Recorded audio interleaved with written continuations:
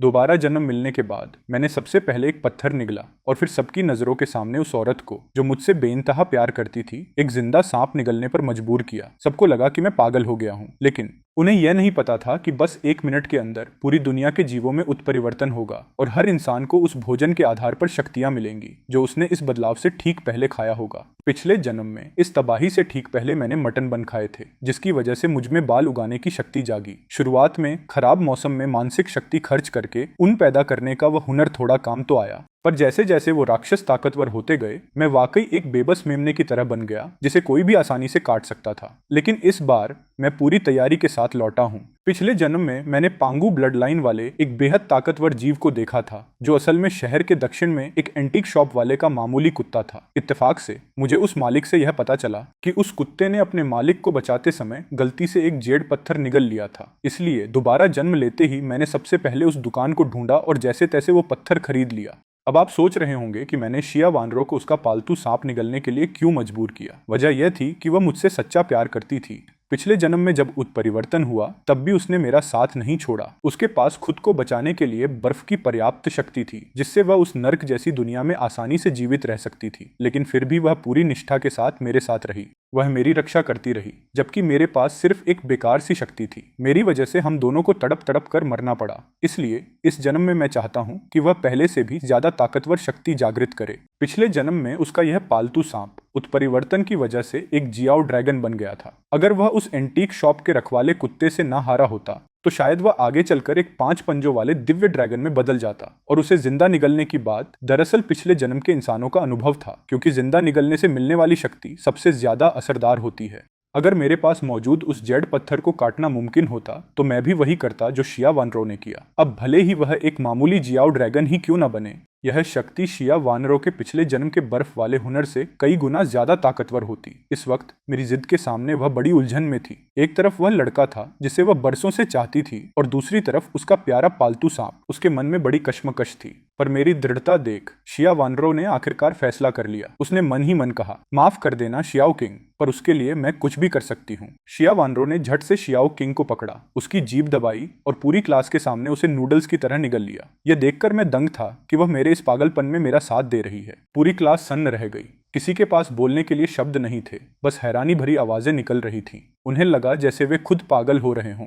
जब शिया वानरो दौड़कर water dispenser के पास गई और पागलों की तरह कई गिलास पानी पीकर दीवार का सहारा लेकर उबकियां लेने लगी, तब जाकर सबको होश आया। अरे बाप रे शिया वानरो, तूने सच में इसे खा लिया। तू पागल हो गई है क्या? उसने कहा। और तूने सच में खा लिया? मुझे यकीन नहीं हो रहा। क्या मैं कोई सपना देख रहा हूँ? इतनी अजीब चीज कैसे हो सकती है? टीचर अभी तक उस सदमे से उबर नहीं पाए थे। उन्हें समझ ही नहीं आ रहा था कि आजकल के बच्चों के दिमाग में क्या चलता है। शोर शराबे के बीच मैं शिया वानरों के पास पहुंच गया। शिया वानरों का चेहरा एकदम सफेद पड़ चुका था। दर्द की वजह से निकले पसीने के कारण बालों की कुछ लटें उसके माथे से चिपक गई थीं, जिससे वह बहुत मासूम और बेचारी लग रही थी। मेरा चेहरा भी पीला पड़ा था और मैं अपने पेट के दर्द को सहने की कोशिश कर रहा था। मैंने उसे अपनी बाहों में भर लिया। उसने दर्द से कराहते हुए धीरे से कहा, मैंने कर दिखाया और मेरी कमर को कसकर पकड़ लिया। मैंने उसके बिरंग चेहरे को सहलाया, पर बोलते समय उसके होठों के कोने से खून रिस रहा था। यह नजारा देखकर टीचर बुरी तरह डर गए और उन्होंने तुरंत इमरजेंसी कॉल किया। वहीं दूसरी तरफ क्लास का वो चापलूस गाओ जुन्हाओ जो सालों से शिया वानरों के पीछे पड़ा था, वह एकदम सन्न रह गया। गुस्से के सैलाब ने उसकी आंखों के सामने अंधेरा कर दिया। वह लंबा चौड़ा था और सालों की कसरत से उसका शरीर गठीला हो चुका था। वह सीधा मेरी तरफ झपटा। चेंजे, तू मरने के लायक है। तू जानता था कि वह उसे पसंद करती है, फिर भी तूने उसे सांप खाने पर मजबूर किया। उसका गुस्सा बिजली की कड़क जैसा था जिससे पूरी क्लास कांप उठी। और मैंने उसकी तरफ देखा तक नहीं। मैंने कमजोर पड़ती शिया वानरों को अपनी बाहों में भर लिया। फोन निकालकर समय देखा, तभी गाओ जुन्हाओ भीड़ को धक्का देते हुए मेरी तरफ लपका। मैंने उसे पकड़े हुए धीरे से गिनती शुरू की। 3। गाओ जुन्हाओ मेरी ओर आ रहा था, पर मैं टस से मस नहीं हुआ। 2। उसका वह भारी भरकम शरीर अब मेरे करीब था और कई लोगों ने अपनी सांसें रोक ली। 1। और ठीक 10 बजे तभी खिड़की के बाहर एक जबरदस्त ऊर्जा वाली रोशनी का धमाका हुआ। चमक इतनी तेज थी कि आंखें खोलना मुश्किल हो गया। यह नजारा बस एक पल के लिए रहा और फिर गायब हो गया। और मेरी तरफ झपटते हुए गाओ जुनहाओ की आंखें अचानक चौंधिया गईं, जिसकी वजह से वह सीधा जमीन पर जा गिरा। उस तेज रोशनी के थमने के बाद एक अदृश्य इलेक्ट्रोमैग्नेटिक तूफान पलक झपकते ही पूरे सौर मंडल में फैल गया। सबने अनजाने में खिड़की के बाहर देखा, पर उन्हें कुछ नजर नहीं आया, इसलिए ज्यादातर लोगों को लगा कि यह कोई मामूली बात है। सिर्फ कुछ लोगों ने इंटरनेट पर खबर ढूंढने की कोशिश की, पर फोन में सिग्नल गायब थे। तभी गाओ जुनहाओ फिर से गुस्से में मेरी ओर झपटा। वो चिल्लाया, मैं वानरों का बदला जरूर लूंगा। उसकी आवाज में नफरत थी। सालों की कसरत से उसका शरीर गठीला और मांसपेशियां काफी उभरी हुई थी, और इस समय सब सहपाठी मन ही मन मेरे लिए शोक मना रहे थे। पर जैसे ही उसका वह भारी मुक्का मेरी तरफ बढ़ा, उत्परिवर्तन शुरू हो गया और साफ आसमान पलक झपकते ही रात जैसा काला हो गया। आसमान से खून जैसी लाल रोशनी बरसने लगी। सौर तूफान की वजह से चुंबकीय क्षेत्र अस्त व्यस्त हो गया था, जिससे आसमान का रंग बदल गया। ठीक इसी पल तभी मेरी बाहों में मौजूद शिया वानरों के गले से एक रोंगटे खड़े कर देने वाली चीख निकली। सबकी नजरें उसी पर टिक गईं, उस बेबस वानरों पर जिसने अभी अभी वह जहरीला सांप निगला था। अब वो पूरी तरह बदल चुकी थी और उसका रूप बेहद अजीब था। सिर पर ड्रैगन के 2 सींग निकल आए थे, जिनसे चांदी जैसी बिजली चमक रही थी, और गालों पर सफेद शल्क उभर आए थे। उसकी रीढ़ से लेकर कंधों तक एक छोटा ड्रैगन लिपटा हुआ था, और उसके सफेद कवच से एक हल्की सी चमक निकल रही थी। उसकी सुंदर काया अब और भी निखर आई थी, और पीछे एक सफेद ड्रैगन की पूंछ धीरे धीरे हिल रही थी, बिल्कुल किसी टीवी सीरियल की दिव्य स्त्री की तरह। उत्परिवर्तन के बाद वानरों के दिमाग में तुरंत उसके दिमाग में सारी जानकारियां आ गईं। वानरों अब समझने लगी थी कि मैंने उसे वह चीज खिलाने के पीछे क्या मकसद रखा था। यह सब उसके भले के लिए ही था। वह पहले से ही मेरे प्रति पूरी तरह समर्पित थी, इसलिए वह यह बर्दाश्त नहीं कर सकती थी कि कोई मुझे चुनौती दे। वो मेरे सामने आकर खड़ी हो गई और बस अपनी हथेली से गाओ जुनहाओ के उस भारी घूंसे को बड़ी आसानी से रोक दिया। गाओ जुनहाओ का वह मुक्का न केवल बेकार गया, बल्कि जैसे ही वह वानरों की हथेली से टकराया, उसका हाथ मिमेटिक युद्ध कवच पर मौजूद बिक्सिया और दिव्य बिजली से झुलस गया। गाओ जुनहाओ दर्द से तड़प उठा। उसने अपने झुलसे हुए काले हाथ को कसकर पकड़ लिया और घबराहट में इधर उधर पानी ढूंढने लगा ताकि उस जलन को शांत कर सके। उसी पल वानरों के चेहरे के शल्क और उसके सींग धीरे धीरे गायब हो गए और वह फिर से अपने असली रूप में आ गई। वह उम्मीद भरी नजरों से मेरी तारीफ का इंतजार करने लगी। मैं तो पहले जैसा ही दिख रहा था, पर वानरों को अब मेरी मौजूदगी में अपनी रूह कांपती हुई महसूस हो रही थी। यह एक कमजोर जीव का उस परम शक्ति के सामने होने जैसा था। यह डर उसके जीन की गहराइयों से आ रहा था। उसे अंदाजा हो गया था कि यह सब उसी चीज का असर है जिसे मैंने निगला था। हालांकि वह नहीं जानती थी कि वह चीज आखिर थी क्या, पर समर्पण की इस भावना ने मेरे प्रति उसके प्यार को और गहरा कर दिया। उसे नहीं पता था कि मुझे इस उत्परिवर्तन का ज्ञान कैसे है, पर उसे यकीन था कि मैं उसका बुरा नहीं चाहूंगा। उसकी ये शक्तियां मैंने ही उसे दी थी। तभी खिड़की के बाहर से एक गहरा लाल प्रकाश अंदर आया और रात को सुर्ख लाल दिन में बदल दिया। गाओ जुनहाओ की चीखें अचानक थम गईं। एक पल के सन्नाटे के बाद पूरी क्लास में फिर से चीख पुकार मच गई। हर तरफ अफरा तफरी मच गई। तभी वो लाल रोशनी ओझल हुई और सामने खड़ा था मांस के लोथड़े जैसा एक खौफनाक साया। वो एक विशाल मछली जैसा जीव था जिसके शरीर से सफेद हड्डियां बाहर निकली हुई थीं। उसने 2 लोगों को अपने नीचे कुचल रखा था, जिसे देखकर बाकी सब खौफ से कांपने लगे। वो दोनों दबे हुए शरीर अब भी तड़प रहे थे और उस भयानक जीव के मुंह से मांस चबाने की आवाजें आ रही थीं। भीड़ के बीच कुछ और भी विचित्र साये थे। कुछ भूतिया बंदरों जैसे दुबले, कुछ कीड़ों की तरह मुड़े हुए, तो कुछ भेड़ियों की तरह फुर्तीले। पर उन सब में एक बात समान थी, उन सबकी खाल उधड़े हुए मांस की तरह थी और शक्लें इतनी खौफनाक कि जैसे नरक से कोई प्रेत निकल आया हो। वे पागलों की तरह उन छात्रों के पीछे पड़े थे जो अब भी सामान्य थे। उनके हाथों में नुकीले ब्लेड और मुंह में तीखे दांत थे। वे जिन छात्रों को पकड़ते उन्हें वहीं 2 टुकड़ों में चीरकर खूंखार तरीके से खाने लगते। वह क्लास जो कुछ पल पहले बस थोड़ी अस्त व्यस्त थी, अब कत्लेआम के मैदान में बदल चुकी थी। वह नजारा बिल्कुल नरक जैसा था।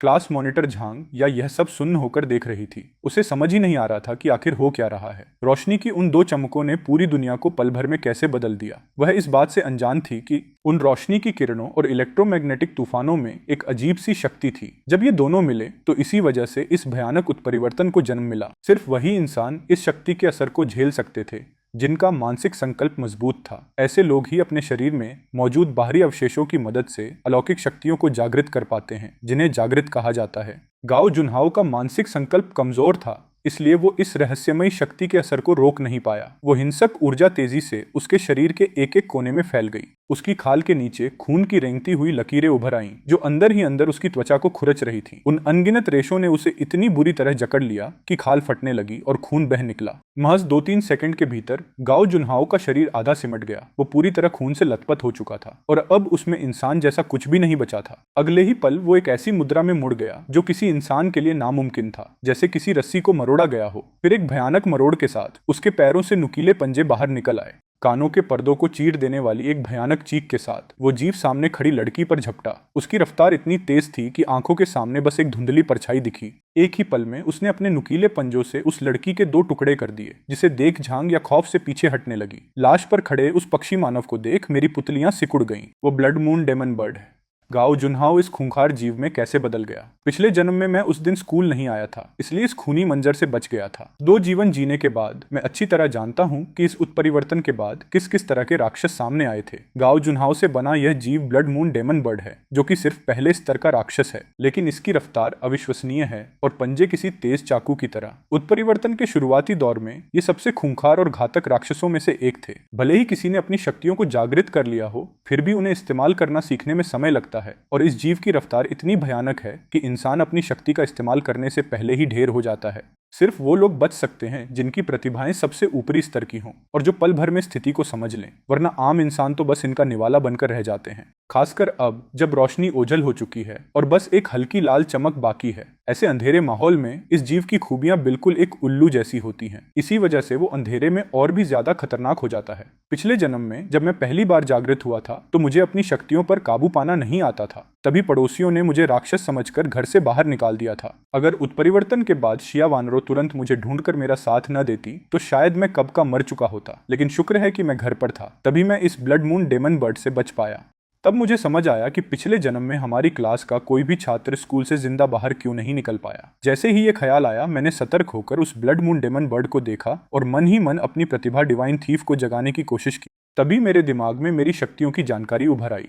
मेरी आंखें चमक उठीं। ब्लड मून डेमन बर्ड, तू आज मेरा हाथ आजमाने के लिए बिल्कुल सही शिकार है। मैंने एक कदम आगे बढ़ाया और मेरे शरीर से सुनहरी रोशनी फूट पड़ी। मेरे चेहरे पर काले और सुनहरे पंखों वाला एक मुखौटा आ गया। मेरे सिर के पीछे सुनहरी लटें आग की लपटों की तरह लहरा रही थी और वो चमकते हुए काले सुनहरे कवच के टुकड़े किसी ड्रैगन की खाल की तरह मेरे पूरे शरीर को ढक रहे थे, जिससे मेरा कद और भी प्रभावशाली और ताकतवर लगने लगा और मेरी पीठ के पीछे नीले धुएं का एक घेरा लिपटने लगा था। मैं किसी अजय दैवीय सेनापति की तरह लग रहा था। मेरा मिमेटिक युद्ध कवच अब मेरे शरीर पर था। शिया वानरो मुझे देखती रह गई। उसकी आंखों में मेरे लिए गहरी प्रशंसा थी, जबकि मेरे सहपाठी अब खूंखार राक्षसों में बदल चुके थे। वो सब जैसे किसी गहरे उन्माद में हो, एक एक करके मेरी ओर झपटने और काटने के लिए बढ़े। सबसे करीब था वो विशाल मछली जैसा राक्षस, जिसकी ऊंचाई करीब 3-4 मीटर रही होगी। मिमेटिक युद्ध कवच पहने मैं हमला करने के लिए बेताब था, लेकिन जैसे ही मेरी नजर उस पर पड़ी, ऐसा लगा मानो उसकी बची कुची इंसानी यादें जाग उठी हों और उसके अंदर छिपा डर सामने आ गया। वो बदसूरत और विकृत राक्षस गुस्से में आ गया और दहाड़ते हुए मेरी ओर झपटा। शिया वानरों ने जब यह देखा तो वो अपना कवच जागृत कर आगे बढ़ने ही वाली थी, पर मैंने हाथ बढ़ाकर उसे रोक दिया। और फिर शिया वानरों ने देखा कि मैं तेजी से उस मछली राक्षस की ओर बढ़ा और पलक झपकते ही एक विशाल और एक छोटा 2 साये आपस में टकरा गए, जिससे एक अदृश्य शॉकवेव जैसा धमाका हुआ। उसी पल हमारी टक्कर से जमीन फट गई। मिमेटिक युद्ध कवच की वजह से मेरी लंबाई 2 मीटर के करीब थी, फिर भी उस 4 मीटर के विशाल मछली राक्षस के सामने मैं किसी बच्चे जैसा लग रहा था। आकार के इस अंतर की वजह से जब जमीन फटी तो मेरा संतुलन बिगड़ गया और मैं एक तरफ झुक गया। देखने वाले को लगता कि शायद मैं ताकत में कमजोर हूं। वहीं पास में खड़ा गाओ जुनहाओ से बना वह ब्लड मून डेमन बर्ड बेहद शातिर था। उसे लगा कि मछली राक्षस भारी पड़ रहा है, इसलिए एक चीख मारकर वो हम दोनों पर झपट पड़ा। ठीक उसी पल मैंने एक तिरछा कदम पीछे लिया और अपने हाथ की दिशा बदलते हुए धक्के को खिंचाव में बदल दिया। मैंने उस 4 मीटर के भारी भरकम मछली राक्षस को खींचकर सीधे उस ब्लड मून डेमन बर्ड की ओर फेंक दिया। वो बदसूरत राक्षस सीधा दीवार में जा घुसा। वह ब्लड मून डेमन बर्ड गुस्से में चीखने लगा, पर अपनी फुर्ती के दम पर दबने से ठीक पहले वह अपने पंखों की मदद से उस मछली राक्षस के ऊपर से कूद गया। उसने अपने विशाल पंख फड़फड़ाए। उसके इंसान जैसे चेहरे की आंखें घूमी, मानो वो कुछ सोच रहा हो। उसे एहसास हो गया था कि सिर्फ अपनी ताकत के दम पर वो इस काले सुनहरे कवच वाले इंसान को हिला तक नहीं सकता। तभी वह ब्लड मून डेमन बर्ड चीखने लगा। मैं समझ गया कि यह सिर्फ गुस्सा नहीं था, बल्कि अपनी ब्लड लाइन की ताकत से वह बाकी आधे अधूरे राक्षसों को मुझ पर हमला करने के लिए उकसा रहा था। तभी उन सतर्क राक्षसों के शरीर का मांस फड़फड़ाने लगा और उनके चेहरे और भी खौफनाक हो गए। अपनी भूख भूलकर वे सब एक साथ मेरी ओर झपट पड़े। वह ब्लड मून डेमन बर्ड चुपके से छत पर जा बैठा ताकि सही मौके पर हमला कर सके। मैंने जैसे ही अपनी मुट्ठी कसी, मेरी आदिम ऊर्जा एक विशाल काले सुनहरे कुल्हाड़े में बदल गई। उन घिनौने राक्षसों को देखकर मैं पीछे नहीं हटा, बल्कि एक जोरदार छलांग लगाकर तूफान की तरह उनकी ओर बढ़ा और हवा में ही अपने शरीर को घुमाया। मेरी कुल्हाड़ी किसी ड्रैगन की तरह घूमी और एक ही वार में चारों राक्षस 2 टुकड़ों में कट गए। तभी ऊपर से वह ब्लड मून डेमन बर्ड अपनी आखिरी कोशिश में मेरी ओर झपटा, पर उसी पल मेरे चेहरे पर एक मुस्कान आई और मैंने अपनी कायतियान कुल्हाड़ी कुल्हाड़ी को ऊपर की ओर चलाया। एक तेज रोशनी निकली और उस ब्लड मून डेमन बर्ड के 2 टुकड़े हो गए। जैसे ही मैंने उस ब्लड मून डेमन बर्ड का खात्मा किया, पूरी क्लास में सन्नाटा छा गया। मेरे इस अंदाज को देख सब दंग रह गए। वहां मौजूद बाकी राक्षसों ने भी मेरी पांगु ब्लड लाइन की ताकत को महसूस कर लिया था। वे सब ठिठक गए और मेरी ओर देखने लगे, पर मैंने बिना देर किए एक लंबी छलांग लगाई। मैं बिजली की रफ्तार से बाकी राक्षसों पर टूट पड़ा और सिर्फ 3 मिनट में पूरी क्लास साफ कर दी। तभी बचे हुए लोग बाहर जाने के लिए शोर मचाने लगे। मैं ठंडे चेहरे के साथ पोडियम पर गया और कड़क आवाज में कहा, सब चुप हो जाओ। मेरे बोलते ही पूरी क्लास में सन्नाटा छा गया। कयामत आ चुकी है और अब बाहर सिर्फ राक्षस ही राक्षस हैं। जिसे अपनी जान बचानी है वो मेरी बात माने। मेरी बात खत्म होते ही दरवाजे पर एक विशाल नरक कुत्ता दिखाई दिया। उसने अपने नुकीले दांत दिखाए और उसकी धीमी गुर्राहट पूरी क्लास में गूंजने लगी। ठीक इसी नाजुक मोड़ पर तभी भीड़ में से एक लड़की जोर से चिल्लाई, जिससे वह कुत्ता और भी पागल हो गया। मैंने अपनी भौहें सिकोड़ ली और उसकी ओर देखने लगा। पिछले जन्म में यह नरक कुत्ता स्कूल में अंधाधुंध शिकार कर विकसित हुआ था और अंत में 3 सिरों वाले एक खौफनाक दैत्य में बदल गया, जो पूरे युनचेंग का अधिपति बन बैठा था। अगर जागृत समय पर न पहुंचते तो पूरा शहर उसका निवाला बन जाता। पर इस बार मैंने खुद हमला नहीं किया, बल्कि पास खड़ी शिया वानरों को एक इशारा किया। मेरा इशारा समझते ही उसकी हथेलियों में बिक्सियाओ दिव्य बिजली सिमटने लगी और एक नीले भाले की परछाई उभर आई। तभी बिजली की एक कड़क उस नरक कुत्ते पर गिरी। जब धूल छटी तो उसका शरीर जगह जगह से झुलस चुका था। वाकई बिक्सियाओ दिव्य बिजली बुरी शक्तियों के लिए काल है, पर इस हमले ने उसे पूरी तरह पागल कर दिया। वह अपने झुलसे शरीर को घसीटते हुए एक दहाड़ के साथ क्लास में घुसा। उसके मुंह से निकली काली आग ने मेज और कुर्सियों को पल भर में राख कर दिया और पास खड़े 2 लोग तो सीधे मलबे में बदल गए। जब मैंने देखा कि वह नरक कुत्ता शिया वानरों की बिक्सियाओ दिव्य बिजली को झेल गया, तो मैंने खुद मोर्चा संभालने का फैसला किया। मेरी मिमेटिक युद्ध कवच की काई तियान कुल्हाड़ी बिजली की रफ्तार से सीधे उस कुत्ते की ओर बढ़ी। मैं भी उसके ठीक पीछे झपटा। हालांकि उस नरक कुत्ते ने फुर्ती से काई तियान कुल्हाड़ी के हमले को चकमा दे दिया, लेकिन तभी मैं किसी जंगली सांड की तरह उस पर टूट पड़ा। मैंने उसे जोर से जमीन पर दे मारा। शिया वानरों ने तुरंत अपना हथियार मेरी ओर बढ़ाया और मैंने बिना समय गवाए एक ही वार में उस नरक कुत्ते का काम तमाम कर दिया। फिर मैं उसकी लाश के पास गया। मैंने उसके शरीर को चीरकर अंदर से एक सफेद रंग का टुकड़ा निकाला। पिछले जन्म में हम जागृत लोग इसे दिव्य क्रिस्टल कहते थे। इसे सोख कर ही कोई जागृत अपनी शक्तियों के स्तर को बढ़ा सकता है। आगे बढ़ने का यह सबसे तेज और भरोसेमंद तरीका है, लेकिन हर उत्परिवर्तित जानवर के शरीर में यह नहीं मिलता। बहुत कम जीवों के भीतर ऐसे निम्न स्तर के दिव्य क्रिस्टल बनते हैं। क्रिस्टल की गुणवत्ता जितनी ज्यादा होती है, वह जानवर उतना ही शक्तिशाली होता है। पिछले जन्म में शिया वानरों ने मेरे लिए जो कुछ किया था वह याद आया, और यह भी कि अब मैं पांगु ब्लड लाइन की ताकत पा चुका हूँ। मैंने वह दिव्य क्रिस्टल शिया वानरों को दिया और उसे अपनी इच्छा शक्ति से सोखने को कहा। उसने बिना किसी हिचकिचाहट के वैसा ही किया। रोशनी कम होते ही दिव्य क्रिस्टल गायब हो गया और शिया वानरों पहले से कहीं ज्यादा निखरी हुई दिखने लगी। पर यह तो बस ऊपरी बदलाव था। उसकी असली ताकत में इससे कहीं ज्यादा इजाफा हुआ था। वह अब दूसरे स्तर की जागृत बन चुकी थी। इस तबाही की शुरुआत में इतनी ताकत ज्यादातर खतरों से निपटने के लिए काफी थी।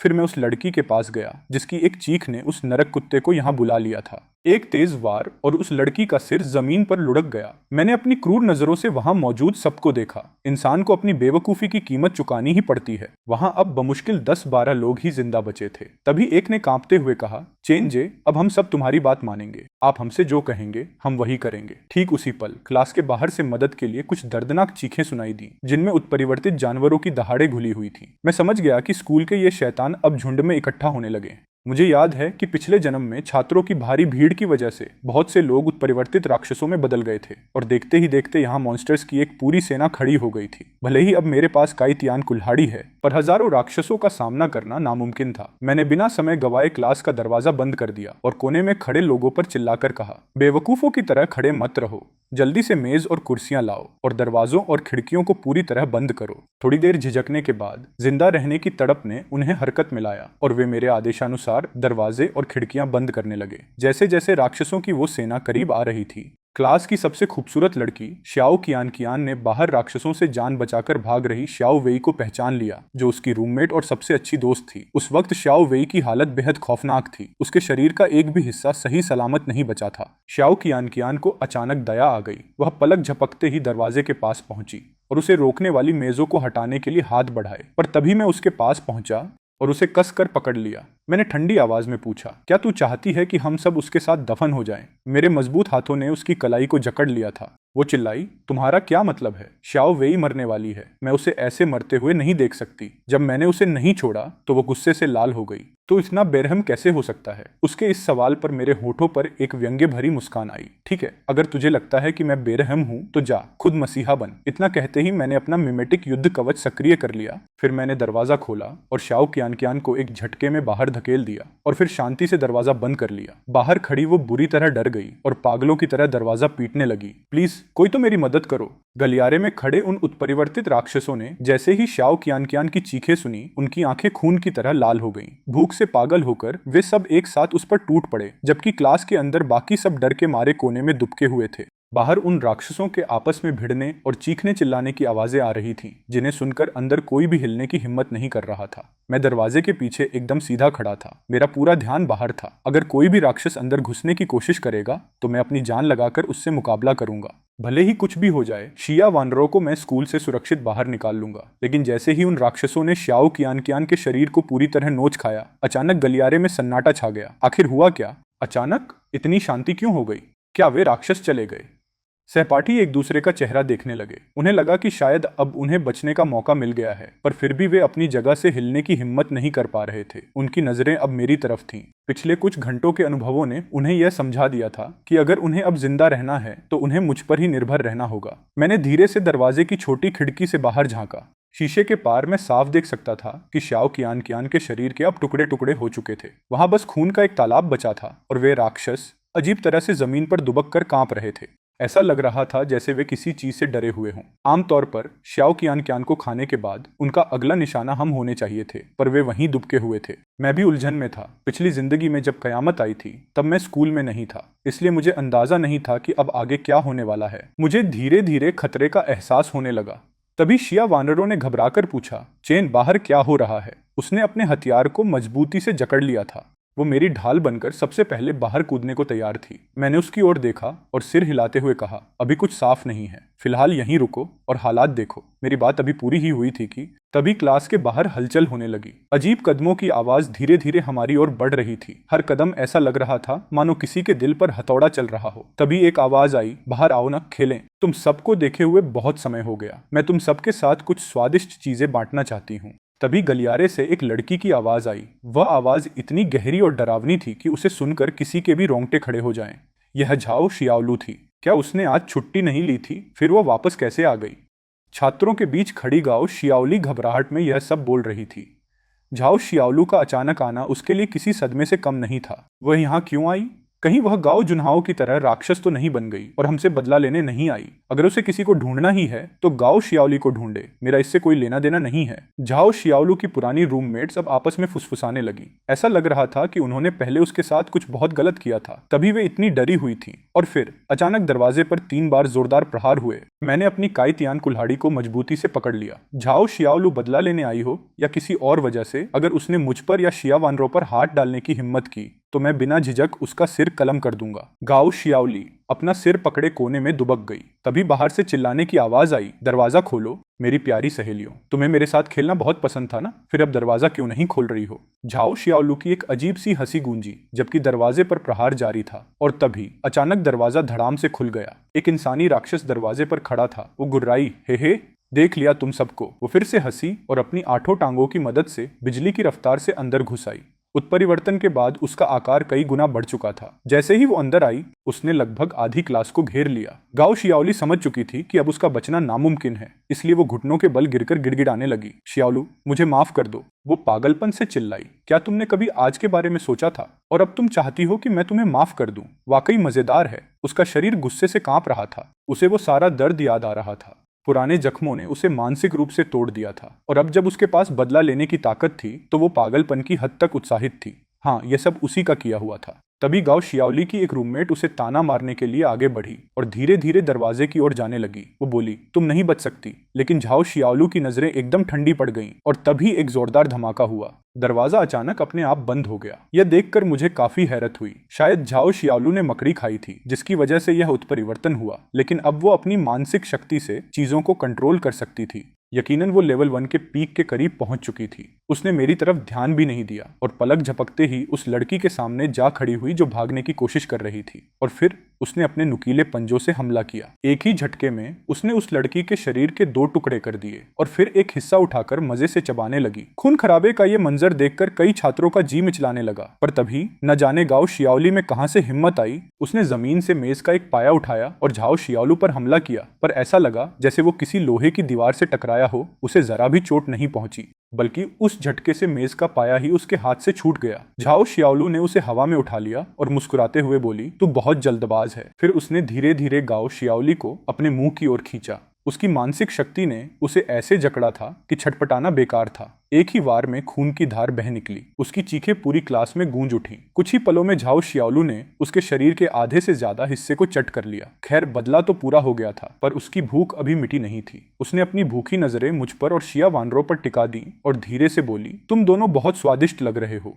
झाओ शियाओलू के होठों पर अब भी ताजा खून लगा था। उसकी क्रूर नजरें मुझ और शिया वानरों पर थीं।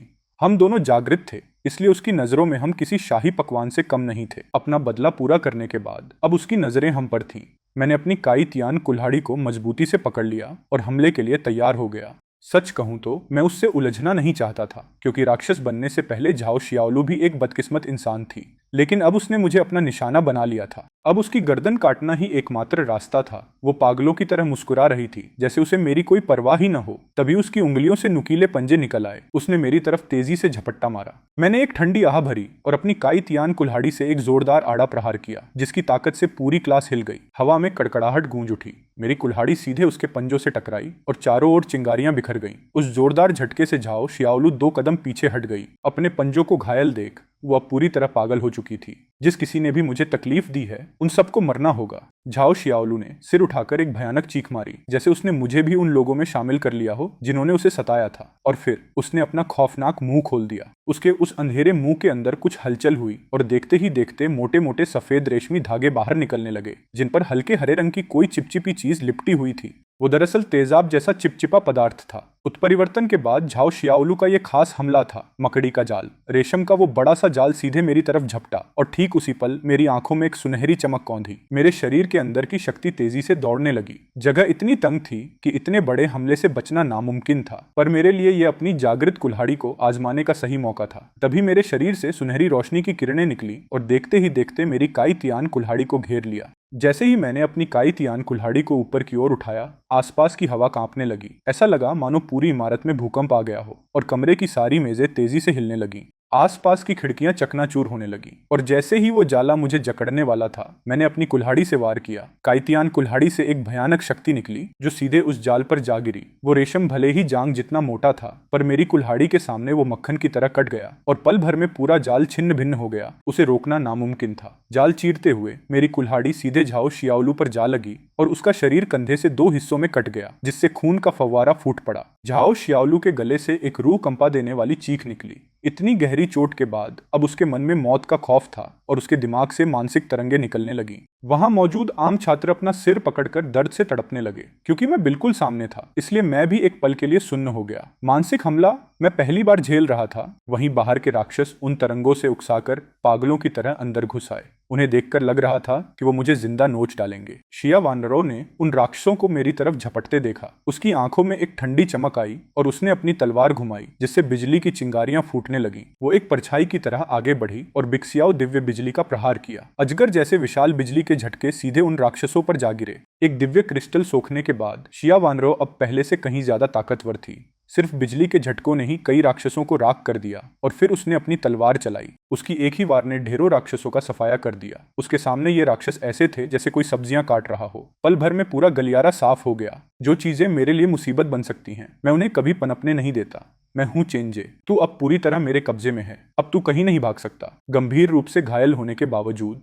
झाओ शियाओलू ने न जाने कहां से ताकत जुटाई, अपने स्लेटी पंजों से मुझ पर हमला कर दिया। मैंने उससे पूछा, तुझे सच में लगता है कि तू मुझे नियंत्रित कर सकती है? तभी मैं, जो अब तक सुन्न था, अचानक होश में आया और मेरे शरीर से शुआन हुआंग ऊर्जा की 2 किरणें फूट पड़ी। यह मेरी दूसरी प्रतिभा का प्रकटीकरण था। झाओ शियाओलू का यह मामूली मानसिक नियंत्रण, अगर मैं अभी अपनी प्रतिभा के परीक्षण दौर में न होता तो उसके इस मानसिक हमले की मेरी परछाई छूने की भी औकात नहीं होती। शुआन हुआंग ऊर्जा निकलते ही मैं पूरी तरह होश में आ गया। यहाँ तक कि मेरी आंखें पहले से भी ज्यादा चमकने लगी। वो चीखी, यह कैसे मुमकिन है? मेरा मानसिक नियंत्रण इस तरह के उत्परिवर्तकों में सबसे शक्तिशाली है। तूने इसे कैसे तोड़ दिया? झाओ शियाओलू के चेहरे पर अविश्वास था। उसकी नफरत बहुत गहरी थी, इसलिए शुरुआती दौर के मानसिक शक्तियों वाले राक्षसों में उसका स्तर वाकई काफी ऊंचा था। एक साधारण जागृत को ऐसी चोट लगती तो वो काफी देर तक बेहोश रहता, पर मैंने इसे पल भर में खत्म कर दिया। यह देख वो दंग रह गई। मैं बस हल्का सा मुस्कुराया, पर मैंने उसे कोई सफाई नहीं दी। मैंने अपनी पूरी शक्ति काई तियान कुल्हाड़ी में झोंक दी और घुटने मोड़कर वार किया।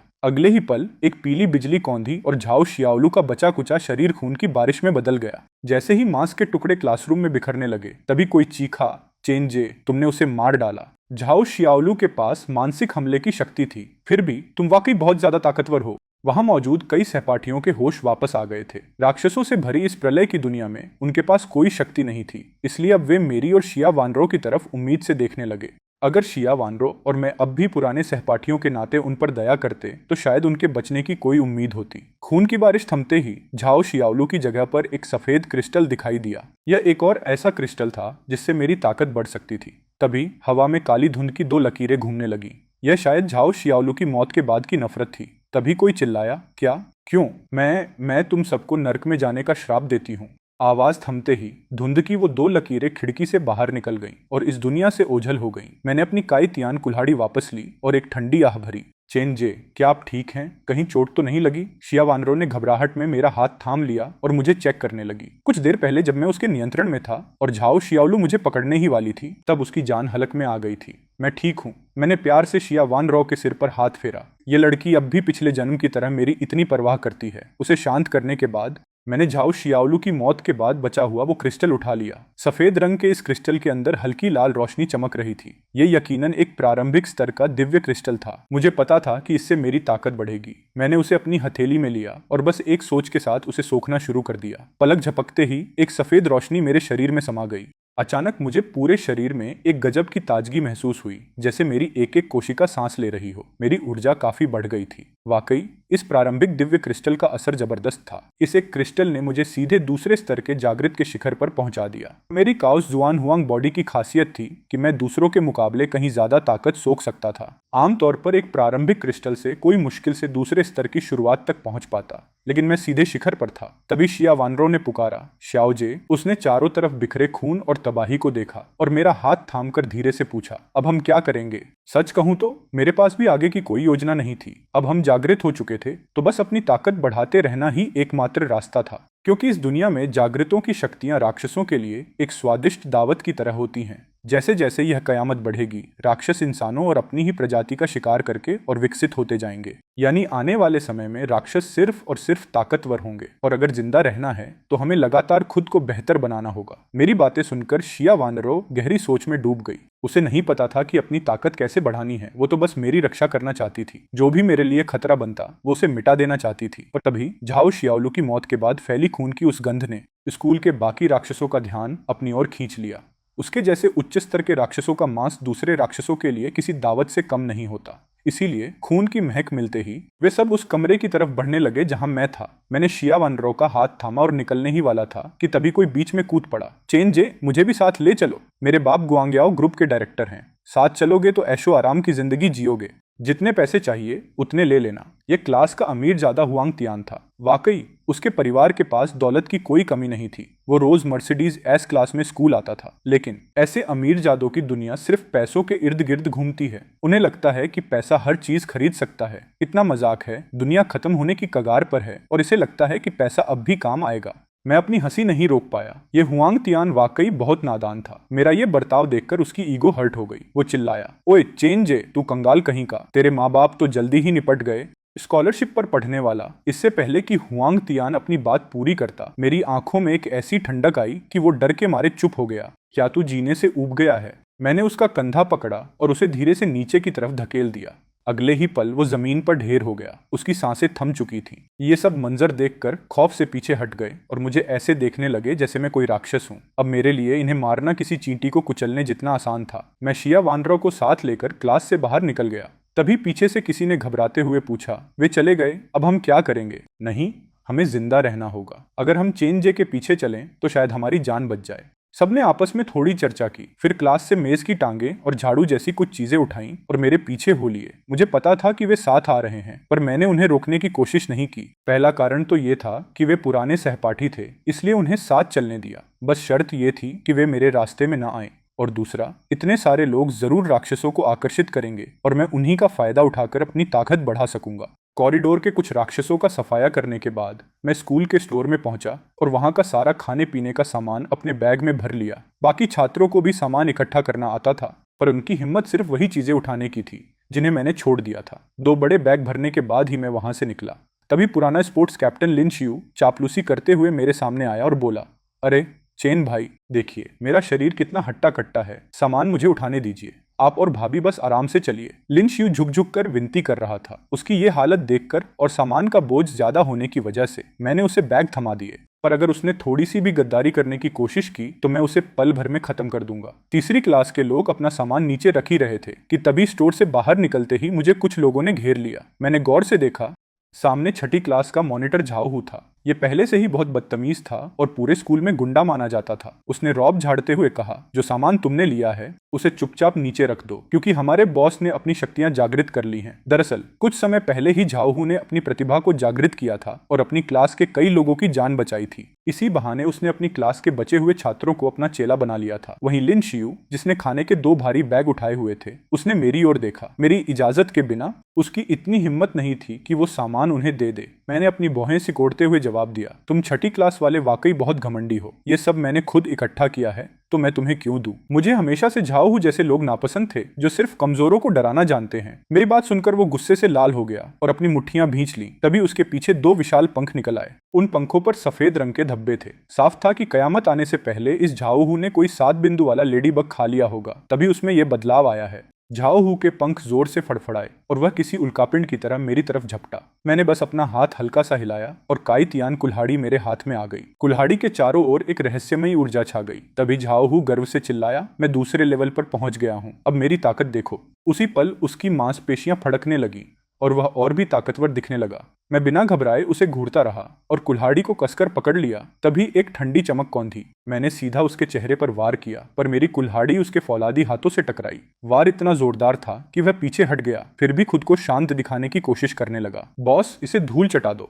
उसके चमचे जोर जोर से चिल्ला रहे थे, पर उन्हें नहीं पता था कि झाओहू कितनी मुश्किल में था और ये तो बस पहली टक्कर थी। उसे लगा जैसे उसकी मुट्ठी किसी विशाल पर्वत से टकराई हो। मेरी कुल्हाड़ी के वार से उसके हाथ कांपने लगे थे। अब अगर वह हार मानना चाहता तो बहुत देर हो चुकी थी। अगर वो अब हार मानता तो उसकी साख मिट्टी में मिल जाती। वो चिल्लाया, ओए लड़के, दम है तो फिर से कोशिश कर। वो बाहर से तो बहादुर बन रहा था, पर असल में वो बस अपना डर छुपा रहा था। उसकी काली मुट्ठियां एक बार फिर मेरी तरफ बढ़ीं। तभी शिया वानरो बीच में कूदी। तुम्हारी हिम्मत कैसे हुई शाओ जे को चोट पहुंचाने की? इससे पहले कि मैं हाथ उठाता वो सामने आ गई। उसका पूरा शरीर मिमेटिक युद्ध कवच से ढका हुआ था। उसके हाथ की तलवार बिजली की तरह कौंधी और सीधे झाओहू की तरफ बढ़ी। झाओहू ने उस भयानक ऊर्जा को महसूस किया तो डर के मारे उसके पसीने छूट गए और वो बस अपने हाथ आगे बढ़ाकर मुश्किल से बच पाया। वानरों की तलवार सीधे झाओहू के फौलादी हाथों से टकराई।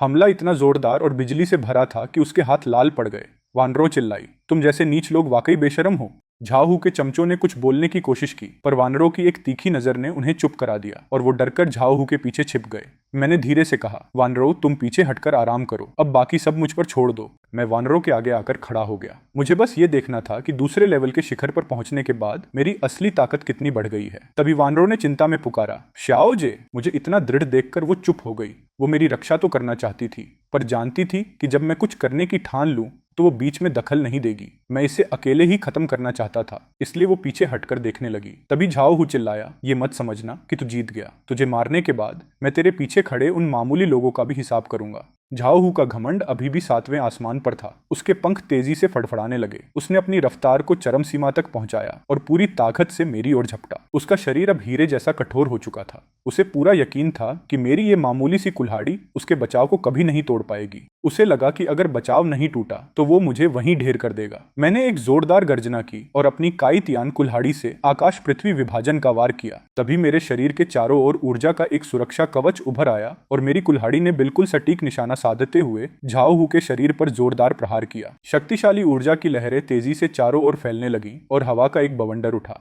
अगले ही पल झाओहू के कठोर पंख टुकड़े टुकड़े होकर हवा में बिखर गए। झाओहू का बचाव टूट चुका था। उसने अपनी सारी ताकत डिफेंस टैलेंट बढ़ाने में लगाई थी, फिर भी मेरे एक वार को नहीं झेल पाया। अब वो पूरी तरह निहत्था और कमजोर पड़ गया था। मेरी काइतियान कुल्हाड़ी ने सीधा प्रहार किया और झाओहू का एक हाथ काट कर अलग कर दिया। पूरी जमीन खून से लाल हो गई। उसके चमचे चिल्ला उठे। उसके कुछ चेले अब भी उसका साथ दे रहे थे तो कुछ मेरे सामने झुकने को तैयार थे। तभी झाओहू गिड़गिड़ाया, चेनजे, मैं हार गया। तू बड़ा दिल दिखा और मुझे छोड़ दे। वो दर्द से कराहते हुए रहम की भीख मांग रहा था। अपनी जान बचाने के लिए वो अपना सारा घमंड छोड़ने को तैयार था। मैंने ठंडे स्वर में कहा, मुझे तो तेरा वही पुराना घमंडी अंदाज ज्यादा पसंद था। मैं काइतियान कुल्हाड़ी लेकर धीरे धीरे झाओहू की ओर बढ़ा। इस कयामत के दौर में अपने पीछे दुश्मन छोड़ना एक बहुत बुरी आदत है और मैं ऐसी गलती करने वाला नहीं था। झाओहू के चेहरे पर खौफ साफ दिख रहा था। वो पागलों की तरह चिल्लाया, अगर तूने मुझे हाथ भी लगाया तो तू गया। मेरा भाई किंगलोंग गैंग में है, पर मेरी कुल्हाड़ी के कान नहीं है, उसे कुछ सुनाई नहीं देता।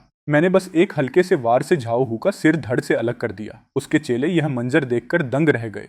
उन्हें अपनी आंखों पर यकीन ही नहीं हो रहा था। जिस बॉस के वे सहारे थे उसे एक ही वार में ढेर कर दिया गया था, लेकिन वे सिर्फ मामूली छात्र थे। उनकी वफादारी उतनी गहरी नहीं थी। इस बेरहम दुनिया में अब बस जिंदा रहने के लिए किसी का भी साथ पकड़ना एक जैसा ही है। तभी 5-6 लोगों की एक टोली तुरंत मेरे सामने घुटनों के बल गिर पड़ी। वो गिड़गिड़ाते हुए बोले, बॉस, हम तो बस झाओहू के बहकावे में आ गए थे। अब जब वो मर चुका है तो हम आपके साथ रहना चाहते हैं। प्लीज हमें अपने साथ ले लीजिए। जिंदा रहने के लिए इन छात्रों ने अपनी सारी चालाकी झोंक दी थी। मैंने कुछ नहीं कहा, बस सिर हिलाकर अपनी सहमति दे दी। मुझे कोई फर्क नहीं पड़ता था कि ये लोग मेरे साथ आए या नहीं। जब तक उनकी अपनी मर्जी थी उन्हें आने दिया। वैसे भी अगर ये मेरे लिए और ज्यादा राक्षसों को खींच लाएं तो मेरे लिए बेहतर ही होगा। वैसे मैं इनका इस्तेमाल अपनी खुद की ताकत बनाने के लिए भी कर सकता था। मेरी प्रतिक्रिया देखकर एक चालाक लड़का तुरंत बोला, शुक्रिया बॉस चेन, और फिर चुपचाप बाकी सहपाठियों के पीछे जाकर खड़ा हो गया। बाकी सब भी उसके पीछे हो लिए।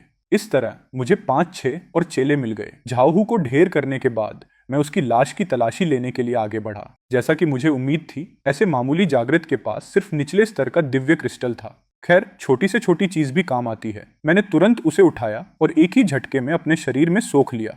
अफसोस, इससे मिलने वाली ऊर्जा इतनी कम थी कि मेरे दूसरे स्तर के शिखर स्तर पर बस एक मामूली सी हलचल हुई। फिर मैंने ठंडे लहजे में कहा, तुम नए लोगों, इस स्टोर से सामान इकट्ठा करने के लिए तुम्हारे पास सिर्फ 3 मिनट हैं। अब अगला लक्ष्य था शहर का अस्पताल। मैंने पीछे के स्टोर की ओर इशारा किया और ठंडी आवाज में कहा, शहर का अस्पताल, अगर मुझे सही याद है तो वहां एक शुरुआती दौर का बॉस होगा। अपनी ताकत तेजी से बढ़ाने के लिए मुझे लगातार और भी शक्तिशाली राक्षसों को चुनौती देनी होगी, और इन लोगों को साथ रखना रास्ते में राक्षसों को अपनी ओर खींचने के लिए सही रहेगा। उस शुरुआती बॉस से निपटने के लिए चाहे जागृत प्रतिभा कितनी भी ज्यादा क्यों ना हो, कम से कम तीसरे स्तर की ताकत की जरूरत होती है। नए आए छात्रों ने शुक्रिया कहा और तेजी से स्टोर की ओर दौड़ पड़े। वो भूखे भेड़ियों की तरह सामान लूटने में जुट गए। 3 मिनट बाद मैं इस छोटे से समूह को लेकर सिटी हॉस्पिटल की ओर निकल पड़ा। उस वक्त आसमान में खून जैसा लाल चांद चमक रहा था। रोशनी इतनी थी कि बाहर का नजारा साफ दिख रहा था। हाईवे पर पहले से ही अफरा तफरी मची हुई थी। सड़क पर कबाड़ गाड़ियां फंसी थीं और कहीं कहीं राक्षस इंसानों का शिकार कर रहे थे।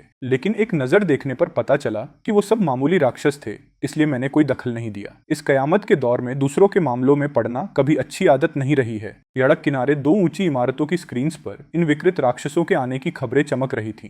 जल्द ही ड्रैगन नेशन के उच्च अधिकारियों तक यह बात पहुंच गई और उन्होंने तुरंत अपनी तैयारी शुरू कर दी। शोध और चेतावनियां तो जारी हैं, पर मुझे पता है कि जब तक कोई तरीका निकलेगा तब तक इंसानियत लगभग खत्म हो चुकी होगी। खैर, यह सब मेरे सोचने की बात नहीं है। जैसे जैसे यह कयामत आगे बढ़ेगी, जिंदा रहना और भी मुश्किल होगा। केवल वही बच पाएंगे जिन्होंने खुद को चरम सीमा तक निखारा होगा और शायद इसी बदलाव से अमरता भी पा सकें। मैं अपनी टीम के साथ सिटी हॉस्पिटल की ओर बढ़ रहा था। तभी अचानक मुझे कुछ चीखें सुनाई दी और जब मैंने मुड़कर देखा तो एक धुआं छोड़ती कार के नीचे चश्मा पहने एक युवक दबा हुआ था। उसका चेहरा दर्द से पूरी तरह बिगड़ चुका था और वह हमें देखते ही मदद के लिए चिल्लाने लगा। मेरी टीम के लोग बस एक दूसरे का मुंह ताकने लगे। कोई भी हिलने की हिम्मत नहीं कर रहा था। पहले के दौर में शायद इनमें से कोई दया दिखाते हुए मदद करता, पर अब कयामत का समय है जहां दया किसी को नहीं बचा सकती। बस मेरी बात मानो, तभी बचने की उम्मीद है। मगर मैं तो बस बेरुखी से उस आदमी का नाटक देख रहा था। तभी वह आदमी जो अब तक तड़प रहा था अचानक हम पर दहाड़ा। क्या तुम लोग स्टूडेंट नहीं हो? इतने बेरहम कैसे हो सकते हो? तभी उसके शरीर में बदलाव शुरू हो गया। उसकी आंखें एकदम लाल हो गईं और हाथों पर डरावने हरे नीले शल्क उगने लगे। उंगलियों से नुकीले पंजे निकलने लगे और देखते ही देखते उसका सिर एक खौफनाक छिपकली जैसा हो गया। यह एक छिपकली मॉन्स्टर था वो राक्षस गुर्राया। मैं उस झाओ शियाओलू से कहीं ज्यादा ताकतवर हूँ। इतने सारे छात्र, आज तो भरपेट दावत होगी। वो राक्षस लालच से हम सबको देखकर रोंगटे खड़े कर देने वाली हंसी हंसा। तभी लिन शियू ने पूछा, चेन भाई, ये अब बदला क्यों? अभी तो ये बिल्कुल आम इंसान लग रहा था, फिर ऐसा कैसे हुआ? लिन शियू ने उत्सुकता से पूछा। मेरे साथ रहने की वजह से वो काफी शांत था, मैंने सहजता से जवाब दिया। शायद ये उसकी जन्मजात क्षमता है। मेरा अंदाजा था कि ये राक्षस इंसानों की नकल कर सकता है। यह काबिलियत घात लगाकर हमला करने के लिए तो ठीक थी, पर आमने सामने की लड़ाई में इसका कोई फायदा नहीं होने वाला। और जब उस मॉन्स्टर ने देखा कि हम लोग अब भी बड़ी बेफिक्री से उसकी शक्तियों पर चर्चा कर रहे हैं, तो वह जैसे उकसा गया। उसे यकीन नहीं हो रहा था कि ये लोग उससे नहीं डर रहे, और एक द्वितीय स्तर के शिखर वाले मॉन्स्टर के तौर पर उसे लगा कि उसका अपमान हुआ है। वह दहाड़ा, चुपचाप मेरा निवाला बन जाओ। गुस्से में उसने एक जोरदार प्रहार किया जिससे पास खड़ी गाड़ियां हवा में उड़ गईं,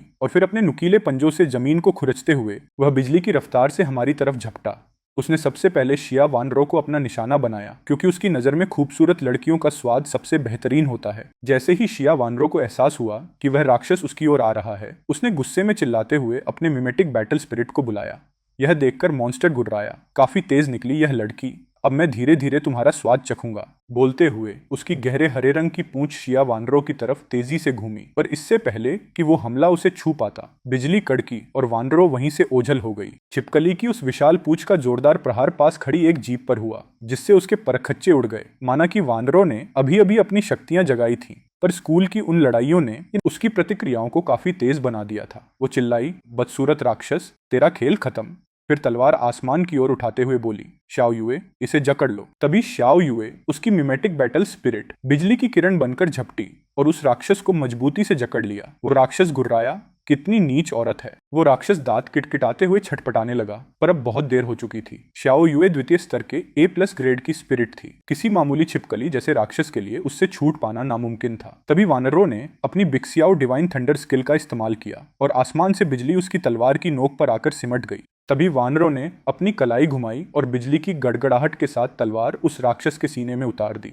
उस मॉन्स्टर की आंखें डर के मारे फैल गईं। वो बस अपनी मौत को अपनी ओर आते देख रहा था। इस जगह पर घात लगाकर बैठे हुए उसने कई अवेकेंड लोगों को आसानी से खत्म कर निगल लिया था, पर उसने शिया वानरों जैसा खतरनाक इंसान कभी नहीं देखा था जो सीधे आसमान से बिजली बुला सके।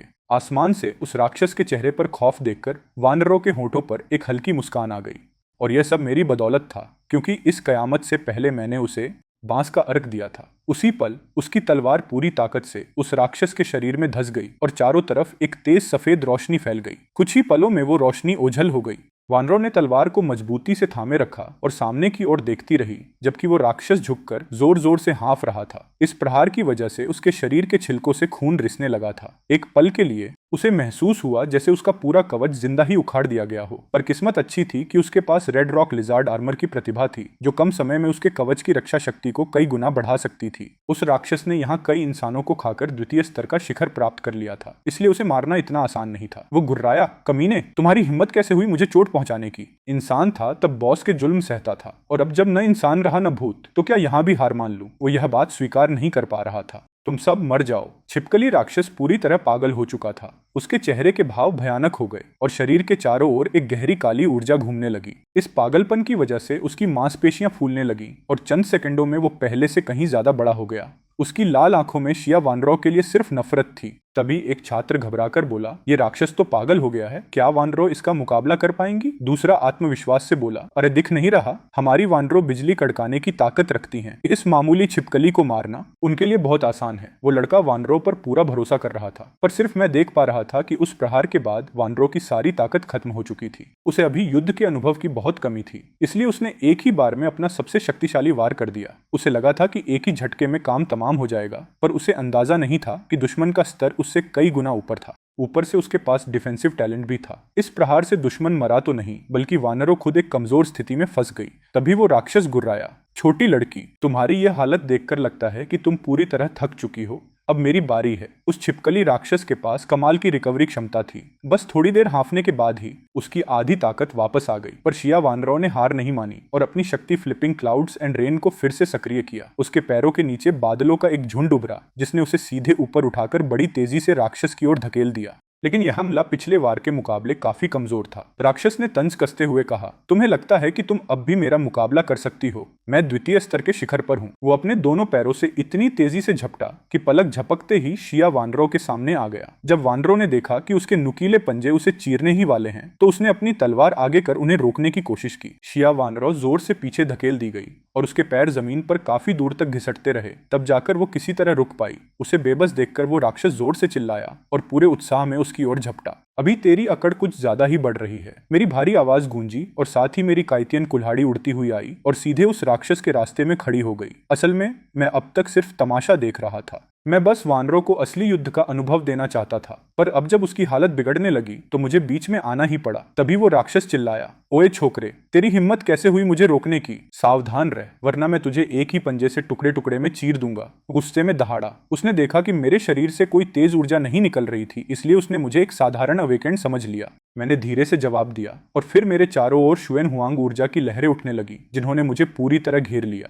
मेरी शक्ति तेजी से बढ़ने लगी और जब राक्षस ने मेरी ऊर्जा महसूस की तो वो दंग रह गया। वो बुरी तरह सहम गया। मैं काइतियन कुल्हाड़ी लेकर पलक झपकते ही उसके करीब पहुंचा और बिना एक शब्द बोले उसके सिर पर जोरदार प्रहार किया, जिससे ऊर्जा की एक शक्तिशाली लहर निकली। उस छिपकली राक्षस को मैंने इस तरह दबाया कि वो हिल तक नहीं पाया। उसने फिर अपने कवच की शक्ति का इस्तेमाल करना चाहा, पर मेरी प्रतिभा एस ग्रेड की है और मैं द्वितीय स्तर के शिखर पर हूँ। मेरी कुल्हाड़ी की ताकत शिया वानरों के बिजली वाले हमले से कहीं ज्यादा थी। जैसे जैसे कुल्हाड़ी तेजी से नीचे गिरी, उस राक्षस को अपनी मौत साफ दिखने लगी। जैसे ही काइतियन कुल्हाड़ी ने उसके शरीर को छुआ, उसे लगा जैसे उसकी हर एक कोशिका कुचलकर टूट रही हो। उसके शरीर के शल्क सुनहरी रोशनी से चमक तो उठे, लेकिन वो बस कुछ पल ही टिक पाया। मेरी तेज कुल्हाड़ी ने पल भर में उसके शरीर को चीर दिया और वो राक्षस एक दर्दनाक चीख के साथ दो टुकड़ों में बट गया। तभी उसकी लाश से रोशनी का एक बैंगनी गोला निकला। मैं इसे पहचानता था। यह मिमेटिक बैटल स्पिरिट को बढ़ाने वाला एक बेशकीमती खजाना था। मैंने उसकी ओर इशारा किया। मेरे शरीर से शुएन हुआंग ऊर्जा की एक किरण निकली और बैंगनी गोले को देखते ही होंगमेंग किंगजुकी तेजी से उसकी ओर झपटा और उसे अपने घेरे में ले लिया।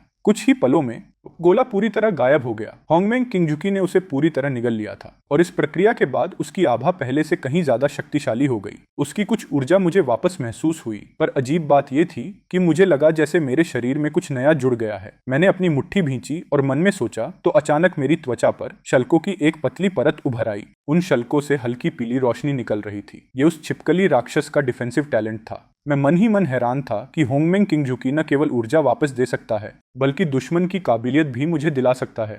ये जानकर मेरी खुशी का ठिकाना नहीं रहा, क्योंकि आमतौर पर लोग सिर्फ वही टैलेंट रख पाते हैं जो उन्हें अवेकनिंग के वक्त मिला हो। पर मेरा मिमेटिक बैटल स्पिरिट मेरे लिए नई काबिलियतें हासिल कर सकता है, जिसका मतलब है कि अब मेरे पास लड़ने के और भी तरीके होंगे। तभी एक साथी चिल्लाया, बॉस आप तो कमाल हैं, सिर्फ एक वार में इस बदसूरत राक्षस का काम तमाम कर दिया। तभी मेरे सहपाठी चिल्ला उठे, बॉस आप तो सच में कमाल हैं। हाँ एकदम धाकड़। बॉस क्या इस तरबूज जैसे दिखने वाले राक्षस की लाश हमें मिल सकती है? सोचो इसका कितना शानदार बारबेक्यू बनेगा। जैसे ही इन सहपाठियों को मौका मिला, ये मेरी तारीफों के पुल बांधने लगे। हालात सबको पता थे, हर तरफ इंसानों को निगलने वाले राक्षस थे और जरा सी चूक हुई तो कोई दूसरा सुपर मार्शल अवेकेंड उन्हें पल भर में मसल सकता था। उनके बचने की इकलौती उम्मीद मैं ही था, इसलिए मैंने कह दिया, तुम्हें खाना है तो खा लो। सच तो यह है कि इस कयामत के दौर में इन राक्षसों का मांस खाने से शरीर को कुछ फायदे भी मिलते हैं, जिससे इंसान का शरीर आम लोगों के मुकाबले ज्यादा मजबूत हो जाता है। लेकिन मुझे इन घिनौने राक्षसों से नफरत थी, इसलिए मैंने हाथ नहीं लगाया। तभी लिन शियू आगे बढ़ा और न जाने कहां से एक छोटा चाकू निकाल लिया। वो बड़े जोश के साथ उस छिपकली राक्षस के पास पहुंचा और उसके शरीर के टुकड़े करने लगा। उस खूंखार राक्षस की लाश के सामने होने के बावजूद उसके चेहरे पर डर का एक निशान तक नहीं था। कुछ ही मिनटों में उसने राक्षस का विच्छेदन पूरा कर लिया और मांस को अलग अलग हिस्सों में बांट दिया। तब तक शाम ढल चुकी थी और चारों तरफ अंधेरा छाने लगा था, इसलिए मैंने पास में ही एक होटल ढूंढ लिया। अंदर मौजूद कुछ मामूली राक्षसों को ठिकाने लगाने के बाद मैं वहां रुक पाया। मेरा कमरा दूसरी मंजिल पर था, पर बाकी सहपाठी अपनी सुरक्षा के लिए उसी मंजिल के गलियारे में ही लेटे रहे। अभी मैं कमरे में दाखिल ही हुआ था कि अचानक बाहर से हथियारों की आवाजें सुनाई दी। मैंने झट से पर्दे हटाए और दूर तक देखा। एक सशस्त्र दस्ता मशीन गन से गोलियों की बौछार कर रहा था। और उन राक्षसों से बचते हुए मेरे होटल की तरफ पीछे हट रहा था। तभी उनमें से एक चिल्लाया, बॉस ये राक्षस तो बहुत ज्यादा हैं, हमें किसी तरह आड़ ढूंढनी होगी वरना ये हमें जिंदा चबा जाएंगे। पीछे हटो, लेकिन गोलीबारी मत रोकना। उस होटल में मोर्चा संभालो और मौका मिलते ही बाहर निकलेंगे। वो लोग गोलियों की बौछार के बीच चिल्लाते हुए मेरे होटल की तरफ पीछे हट रहे थे। कमरे से यह सब देख मेरा माथा ठनका। ये लोग उन भयानक राक्षसों को सीधा मेरी तरफ खींच रहे थे, जिससे मेरी मुश्किलें बढ़ सकती थी। तभी उनके लीडर ने 2 ग्रेनेड निकाले और मुंह से उनकी पिन खींच दी। उसने एक झटके में ग्रेनेड्स को राक्षसों के झुंड में फेंक दिया। एक जोरदार धमाका हुआ और उस शोर की वजह से हमला कर रहे राक्षस एक पल के लिए ठिठक गए। इसी छोटे से मौके का फायदा उठाकर वो 8 लोगों की टीम होटल के अंदर घुस गई। उन्होंने खिड़कियों पर अपनी मशीन गनें जमा ली और बाहर गोलियों की बारिश शुरू कर दी। मेरे कुछ सहपाठी उत्सुकता में दूसरी मंजिल से झांकने लगे। तभी दस्ते के एक चेहरे पर निशान वाले आदमी की नजर उन पर पड़ी। वे तुरंत तो पीछे हट गए, पर अब वे पकड़े जा चुके थे। मुखिया ने अपने साथ मौजूद एक छोटे मोटे आदमी लाओबा को इशारा किया कि वो दूसरी मंजिल पर जाकर देखे, जबकि वो खुद राक्षसों को रोकने में लगा रहा। वो अपनी सबमशीन गन तानते हुए दूसरी मंजिल की ओर बढ़ा और वहां पहुंचते ही उसकी नजर मेरे कमरे के बाहर खड़े छात्रों पर पड़ी। वहां कुछ लड़कियों को देखकर उसकी नीयत डोल गई और वो मन ही मन सोचने लगा, इतने सारे छात्र, आज तो हम भाइयों के लिए मजा आने वाला है। उस मोटे आदमी ने गंदी नजरों से अपने होठ चाटे और बंदूक तान ली। वो छात्र बुरी तरह डर गए और घबराकर मेरे कमरे के दरवाजे की तरफ सिमट गए। अब उसकी उत्सुकता मेरे कमरे के दरवाजे की तरफ बढ़ गई। उसे लगा कि अंदर शायद उससे भी कोई बेहतर शिकार होगा, इसलिए उसने बंदूक के दम पर कुछ छात्रों को हटा दिया। उसने दरवाजे पर जोर जोर से लातें मारी और जब कोई जवाब नहीं मिला तो हैंडल पर 2 गोलियां दागकर दरवाजा जबरदस्ती खोल दिया। अंदर आते ही उसने देखा कि मैंने शिया वानरो को अपनी बाहों में थाम रखा था। उसकी खूबसूरती देख वो नाटा मोटा आदमी तुरंत उसकी ओर खिंचा चला गया। उसने उत्तेजना में अपनी बंदूक मेरी तरफ तानी। उसकी नजर में उसे लगा कि मैं महज एक निहत्था छात्र हूँ, जिसे थोड़ा डराया जाए तो वो डर के मारे कांपने लगेगा। लेकिन मुझे अपनी पूरी जिंदगी में सबसे ज्यादा नफरत इस बात से रही है कि कोई मुझ पर बंदूक ताने। मैंने उस नाटे मोटे आदमी को गुस्से से घूरा। पिछली जिंदगी में बंदूकों के दम पर मुझे कई चीजें करने के लिए मजबूर किया गया था, इसलिए उसकी यह हरकत मुझे बिल्कुल पसंद नहीं आई। सिर्फ घूरने से क्या होगा? मैंने कहा, इस लड़की से दूर रहो, क्या तू बहरा है? अब ये मेरी है। वो मोटा आदमी तंज कस रहा था। उसे लगा कि बंदूक होने का मतलब है कि वो सबसे ताकतवर है। मैं अब उसे अपनी आंखों के सामने और नहीं देखना चाहता था। मैंने शिया वानरो के पास झुककर धीरे से कहा। मैंने शिया वानरो का हाथ छोड़ दिया। मुझे ऐसा करते देख वो नाटा मोटा आदमी खुशी से झूम उठा और बोला, मान गया तुझे, समझदार निकला। ओ हसी, अब मेरे साथ चल। शिया वानरो का चेहरा बिल्कुल ठंडा था। उसने उसकी एक बात तक नहीं सुनी। तभी उसके शरीर पर फिर से वे शल्क उभर आए। उसके शरीर से बिजली की लहरें फूट पड़ी और एक जोरदार कड़क के साथ उसकी ओर झपटी। मेरा उसे बस एक ही काम सौंपा था, सामने खड़े इस आदमी को खत्म करना। बिजली कौंधी और इससे पहले कि वो कुछ समझ पाता, उसे अपने गले में एक ठंडी सनसनी महसूस हुई और धप से वो वहीं ढेर हो गया। लेकिन शिया वानरो यहीं नहीं रुकी। उसने बिजली की 2 लपटों से उस मोटे आदमी की लाश को ऊपर खींचा और उसे खिड़की की ओर ले गई। बाहर मौजूद दस्ते के 7 सदस्य उसकी खूबसूरती देखकर दंग रह गए, लेकिन अगले ही पल जब उनकी नजर उस लाश पर पड़ी तो उनके होश उड़ गए। लाओबा, तूने हमारे साथी को मार दिया, दस्ते के कप्तान ने दहाड़ते हुए कहा। उसकी आंखों से मानो आग बरस रही थी। उसी पल बंदूक की नली शिया वानरो की तरफ तन गई। उसने सोचा कि इस बदसूरत आदमी की वजह से मेरा मूड खराब हुआ तो इसे मरना ही था, और फिर उसने अपना हाथ जोर से लहराया और उस नाटे मोटे आदमी की लाश को ठीक कप्तान के पैरों के सामने फेंक दिया। अपने साथी की हालत देख कप्तान गुस्से से पागल हो गया और उसने बिना सोचे ट्रिगर दबा दिया। ठां ठां ठां गोलियों की बौछार सीधे शिया वानरो की तरफ बढ़ी, पर उसके लिए ये मामूली हथियार किसी खिलौने से ज्यादा कुछ नहीं थे। उसने बस हल्का सा अपना शरीर घुमाया और बड़ी आसानी से उन तमाम गोलियों से बच गई। तभी उसका एक साथी घबराकर चिल्लाया, लानत है, यह तो एक अवेकेंड मॉन्स्टर है। भाई, हमें यहाँ से निकलना चाहिए। पर कप्तान गुस्से में अंधा हो चुका था। उसकी बंदूक अब भी लगातार गोलियां बरसा रही थी। तभी शिया वानरो की सुरीली लेकिन ठंडी आवाज गूंजी, तुम्हारा खेल खत्म हुआ। यह आवाज कप्तान के लिए किसी मौत की सजा जैसी थी। उसकी तलवार एक पल के लिए चमकी और अगले ही पल एक जोरदार बिजली की कड़क कप्तान के शरीर से जा टकराई। वो दर्द से चीखा और तुरंत जमीन पर गिरकर तड़पने लगा। कुछ ही पल में उसकी सांसें थम गईं। फिर एक एक करके शिया वानरो ने उसके बाकी साथियों को भी मौत की नींद सुला दिया। पहले वो इतनी बेरहम नहीं थी, पर मेरी एक दिन की ट्रेनिंग ने उसे बदल दिया था। इस कयामत के दौर में दुश्मनों पर रहम करना असल में खुद के साथ की गई सबसे बड़ी क्रूरता है। और जैसे ही उसने आखिरी गुर्गे को ढेर किया, तभी अचानक उसके शरीर से एक सुनहरी रोशनी फूट पड़ी और हवा में कवच के टुकड़े उभरकर उससे जुड़ने लगे। वो चिल्लाया, मैंने सुपर मार्शल कवच को जागृत कर लिया है। गाओ मिंग का दिन भी आ ही गया। कवच पहनते ही उसके चेहरे पर जीत की चमक थी, पर शिया वानरो उसे बड़ी गंभीरता से घूर रही थी। अब गाओ मिंग का पूरा शरीर सुनहरे कवच से ढका हुआ था। उसकी ताकत पहले से 10 गुना बढ़ चुकी थी। उसके चेहरे पर एक क्रूर मुस्कान आई और वो बोला, मेरे इतने सारे भाई मारे गए, अब मैं तुम सबसे उनका बदला लूंगा। अभी अभी जागृत हुए हो और अभी से बदले की बातें।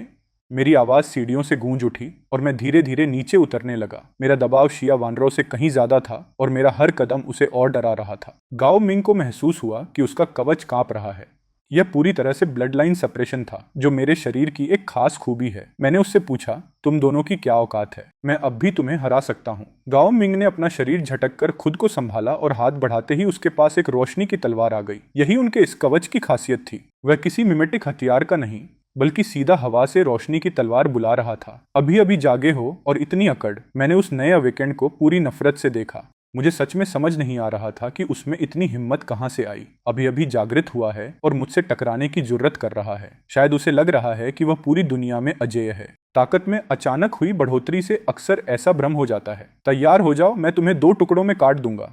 गाओ मिंग जोर से चिल्लाया और अपनी रोशनी की तलवार मेरे सिर की ओर ले आया। मुझे किसी बचाव की जरूरत नहीं थी, यहाँ तक कि काइतियन कुल्हाड़ी बुलाने की भी नहीं। मैंने बस गाओ मिंग की तरफ अपनी उंगली उठाई और होंगमेंग की 2 धाराएं आसमान की ओर उठी। होंगमेंग की उन दोनों धाराओं ने गाओ मिंग को कसकर जकड़ लिया। ये क्या चीज है?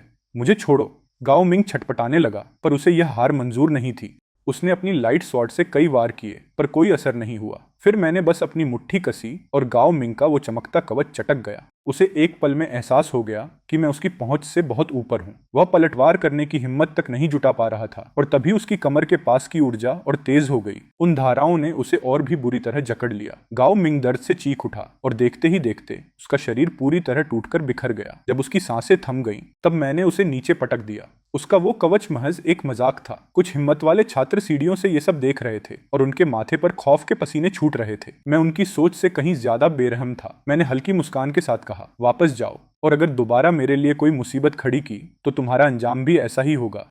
पर मेरी वो मुस्कान उन छात्रों को बहुत खौफनाक लग रही थी, इसलिए वे बस सिर हिलाते रहे। उस स्क्वाड को खत्म कर मैं आराम करने ही वाला था कि तभी अचानक एक भयानक दहाड़ गूंजी। वो आवाज होटल के बाहर से आई थी। मैंने मुड़कर देखा तो अंधेरे में से एक विशालकाय राक्षस बाहर निकल रहा था, जिसका शरीर सांप जैसा और सिर मुर्गे जैसा था। उसकी चोंच से एक दोमुही जीभ लगातार बाहर निकल रही थी और उसकी आंखें सीधे मुझे घूर रही थीं। लगता है यहाँ हुई लड़ाई ने उसे अपनी तरफ खींच लिया था, पर उसे अंदाजा नहीं था कि यहाँ उसे मेरे जैसा स्वादिष्ट शिकार मिलेगा। मैंने अपनी भौहें सिकोड़ी और खामोशी से काइतियन कुल्हाड़ी को अपने हाथ में बुला लिया। फिर फर्श पर एक जोरदार प्रहार किया और वहीं से गायब होकर पलक झपकते ही उस राक्षस के ठीक बगल में पहुंच गया। यह मुर्गी सिर वाला राक्षस 3रे स्तर के शुरुआती चरण में था। कयामत के इस दौर में इसे शीर्ष स्तर की ताकत माना जाता था। मुझे देखकर वो ऐसा खुश था जैसे उसे अपना भोजन मिल गया हो, पर मेरी रफ्तार देखकर वो पूरी तरह घबरा गया। लार टपकाते हुए वो पागलों की तरह मुझे ढूंढने लगा, पर इससे पहले कि वो मुझे देख पाता, मैं उसके ठीक सामने था। बिना एक शब्द कहे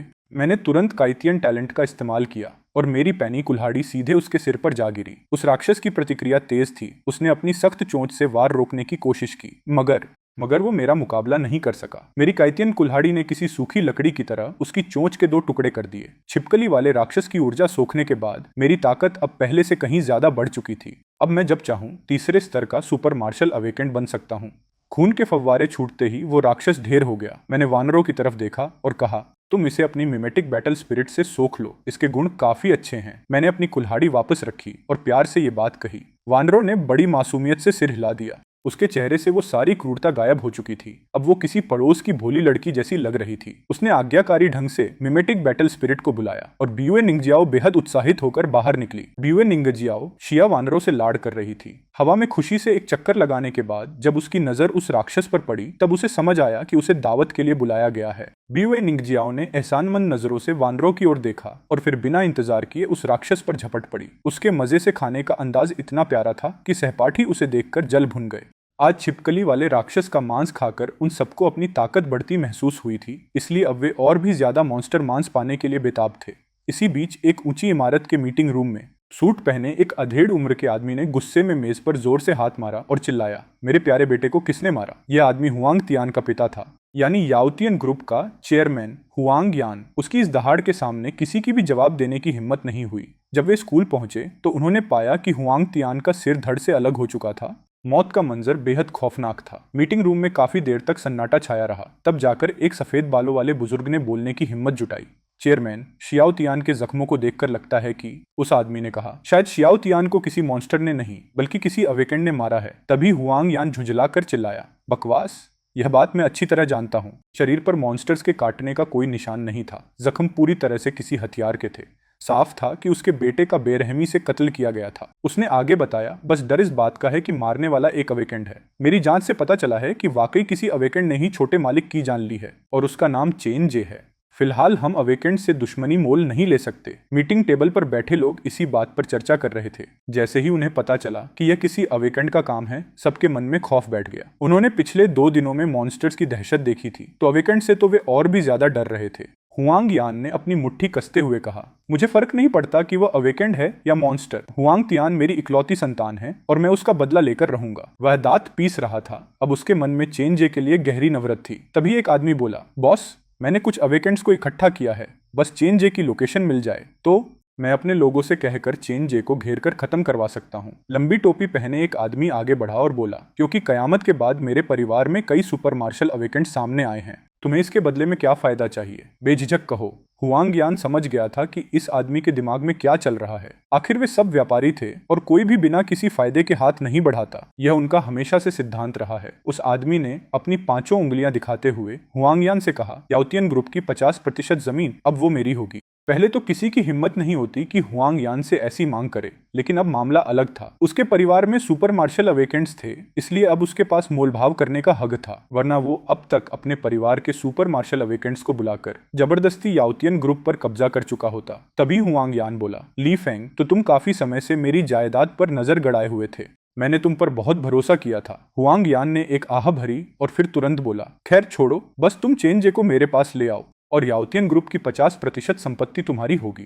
अपने बेटे हुआंग तियान का बदला लेने के लिए हुआंग यान अब सब कुछ दांव पर लगाने को तैयार था। ली फेंग बोला, हुआंग बॉस, आप वाकई दरियादिल हैं। बस मेरा इंतजार कीजिए, 2 दिन में चेन जे का सिर आपके कदमों में होगा। इतना कहकर वह ठहाका लगाते हुए मीटिंग रूम से बाहर निकल गया। बाहर निकलते ही उसने फोन मिलाया। हेलो लाओबा, मुझे एक आदमी को ठिकाने लगाने के लिए तुम्हारी मदद चाहिए। बेहतर होगा कि लाओ लियू और बाकी सबको भी साथ ले आओ। फोन के दूसरी तरफ एक खूंखार जंगली सूअर जैसा राक्षस था जो अपने शिकार का पीछा कर रहा था। उसने जवाब दिया, बेफिक्र रहो, कल तक उसका सिर तुम्हारे पास होगा। इस कयामत के दौर में किसी को मारना बहुत आसान है। होटल में शिया वानरो ने मेरी बात मानी। मिमेटिक बैटल स्पिरिट की मदद से उस मुर्गे वाले राक्षस को सोखने के बाद उसकी ताकत काफी बढ़ गई और वह सफलतापूर्वक द्वितीय स्तर के शिखर पर पहुंच गई। बस अफसोस इस बात का था कि उस राक्षस के पास कोई कोर नहीं था, वरना आज रात हम दोनों में से कम एक तीसरे स्तर पर पहुंच गया होता। उसके बाद मैं दूसरी मंजिल पर वापस आया, कमरा बदला और गर्म पानी से नहाने चला गया। मैंने शरीर की सारी गंदगी साफ कर ली। शिया वानरो ने कहा कि उसे डर लग रहा है और वह मेरे साथ ही सोना चाहती है। जब मैं नहाकर बाहर आया तो देखा कि वह पहले से ही मेरे बिस्तर पर लेटी हुई थी, रेशमी नाइटवेयर पहने हुए। वह नाइटवेयर इतना हल्का था कि उसकी लंबी और गोरी टांगे साफ दिख रही थी। अब मैं भी एक जवान लड़का हूं, तो ऐसा नजारा देखकर मेरा खून खौलने लगा।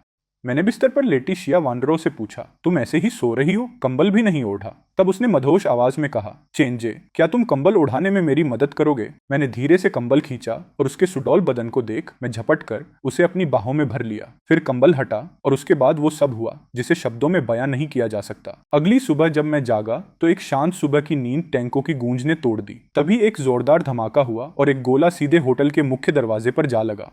धमाका इतना तगड़ा था कि पूरा होटल हिल गया। गलियारे में सो रहे छात्र जाग गए और घबराकर चिल्लाने लगे, ये क्या हुआ? क्या फिर से राक्षसों का हमला हुआ है? बाहर कई बख्तरबंद गाड़ियां खड़ी थीं। सब घबराकर मेरे कमरे के दरवाजे के पास सिमट गए।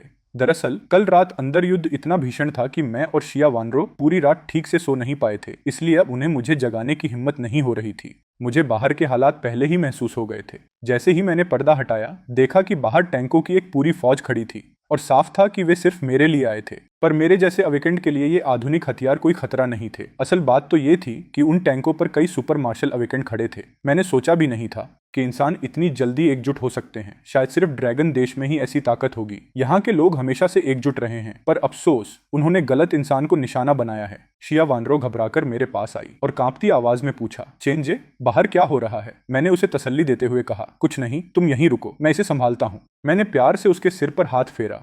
कल रात उसने काफी मेहनत की थी, इसलिए आज उसे लड़ने की जरूरत नहीं थी। मैंने हाथ बढ़ाया, खिड़की का शीशा चकनाचूर हो गया और मैं एक सुनहरी रोशनी बनकर बाहर उड़ गया। मैं हवा में उन टैंकों के ठीक सामने जाकर खड़ा हो गया। मुझे देखते ही उन्होंने अपनी तोपों का मुंह मेरी तरफ घुमा लिया। तब मैंने पूछा, तो तुम लोग मुझे ही ढूंढ रहे हो? मैं हवा में खड़ा उन लोगों को हिकारत से देख रहा था। तभी बीच वाले टैंक से काले कवच में एक हट्टा कट्टा अधेड़ उम्र का आदमी बाहर निकला, जिसकी आंखों से नीली हरी रोशनी निकल रही थी। उसने पूछा, तो तुम ही चेंजे हो? उसकी आवाज में मारने की मंशा साफ थी। वो यहाँ किसी अच्छी नीयत से नहीं आया था, पर मुझे इसकी परवाह नहीं थी, क्योंकि मैं अपनी पहचान छुपाने वालों में से नहीं हूँ। हाँ, मैं ही हूँ। मेरी दहाड़ पूरे आसमान में गूंज उठी। तब वो बोला, बहुत खूब, काफी हिम्मत है तुम में, जो इतने सारे लोगों के सामने खड़े होकर इसे मानने की जुर्रत की। उस आदमी की नजरों में अचानक एक खौफनाक साया छा गया। वो याउतियन ग्रुप के उस ऊंची टोपी वाले शख्स के परिवार का एक अवेकेंट था। जैसे ही उसे खबर मिली, उसने सेना से छीने हुए टैंकों की फौज जुटाई और रातों रात यहाँ पहुंचा। उसने पूछा, कौन हो तुम? और फिर खुद बताया, मैं लिन ग्रुप का अवेकेंट हूँ, लिन याओ।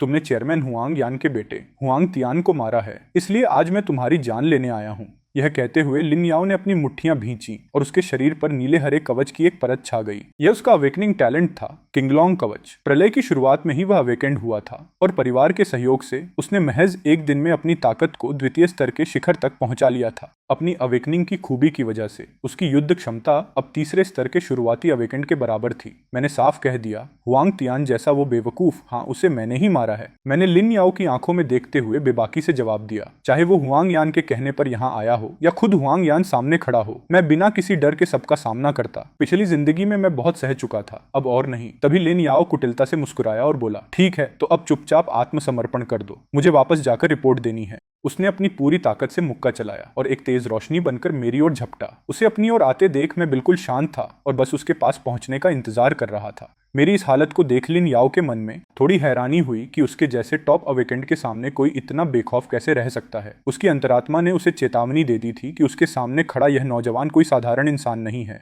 लेकिन अपनी अवेकनिंग की ताकत के दम पर उसे पूरा भरोसा था कि वह मुझे 1 मिनट में खत्म कर देगा। और देखते ही देखते लिन याओ टैंकों के पास से सीधा मेरे सामने आ पहुंचा। उसने पूरी ताकत से मेरे पेट पर हमला किया, लेकिन मैंने कोई हथियार नहीं निकाला, बस धीरे से अपना हाथ आगे बढ़ाया और उसकी मुट्ठी को दबोच लिया। मैं बस यह देखना चाहता था कि मेरी काबिलियत और एक सुपर मार्शल अवेकेंट की ताकत में क्या फर्क है। और जैसे ही हमारे हाथ टकराए, एक जोरदार धमाका हुआ जिसने पूरे इलाके को हिला दिया। लिन याओ की मुट्ठी मेरी हथेली में बुरी तरह जकड़ी हुई थी। उसकी आंखों में हैरानी और इनकार साफ दिख रहा था। आखिर वह द्वितीय स्तर के शिखर का सुपर मार्शल अवेकेंट था और उसका वो जानलेवा प्रहार इतनी आसानी से रुक गया, उसे यकीन नहीं हो रहा था। लिन याओ ने दांत भींचकर अपनी पूरी जान लगा दी, लेकिन आधे मिनट की जद्दोजहद के बाद भी वह टस से मस नहीं हुआ। मैंने उसकी घबराहट को देखते हुए एक फीकी मुस्कान के साथ पूछा, क्या तुम सुपर मार्शल अवेकेंट नहीं हो? बस इतनी सी ही ताकत है? वाकई मेरा पांगू शरीर अविश्वसनीय रूप से शक्तिशाली है। सिर्फ अपनी शारीरिक ताकत के दम पर मैं इन मामूली सुपर मार्शल अवेकेंट्स को आसानी से कुचल सकता हूँ। लिन याओ गुस्से से तिलमिला उठा, क्योंकि उसके सारे चेले उसे मेरी गिरफ्त में बेबस देख रहे थे।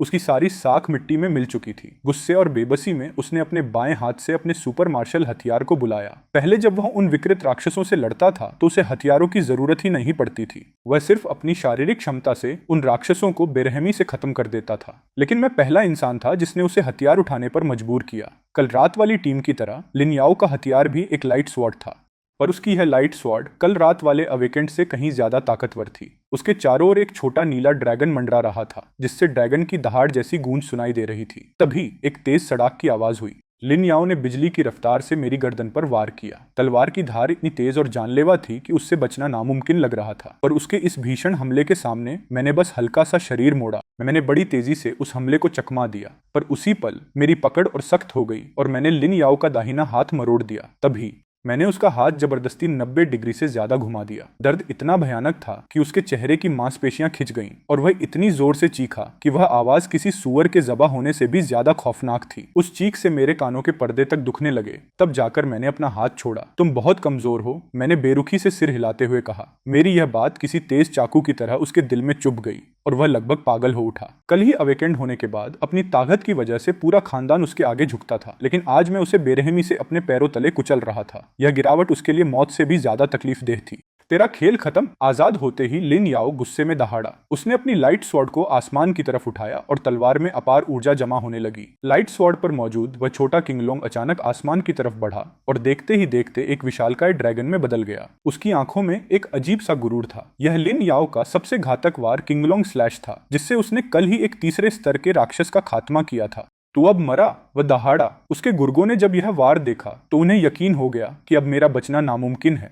सच कहूं तो अवेकेंड होने के बाद मैंने जितने वार देखे थे यह उनमें से काफी शक्तिशाली था, पर मेरे लिए यह अब भी बहुत कम था। मैंने हाथ लहराया और मिमेटिक बैटल स्पिरिट को बुलाया। मेरे शरीर से भारी मात्रा में होंगमेंग किंगजुकी निकलने लगी। इस बार मेरा इरादा काइतियन कुल्हाड़ी से लड़ने का नहीं था। जैसे ही वह ऊर्जा प्रकट हुई वह मेरी इच्छा के अनुसार आकार लेने लगी। वह ऊर्जा तुरंत एक विशाल ड्रैगन में बदल गई, ठीक वैसा ही जैसा लिन याओ ने बुलाया था। पर मेरा ड्रैगन सुनहरे पीले रंग का था और उसकी आभा लिन याओ के किंगलोंग से कहीं ज्यादा खौफनाक थी।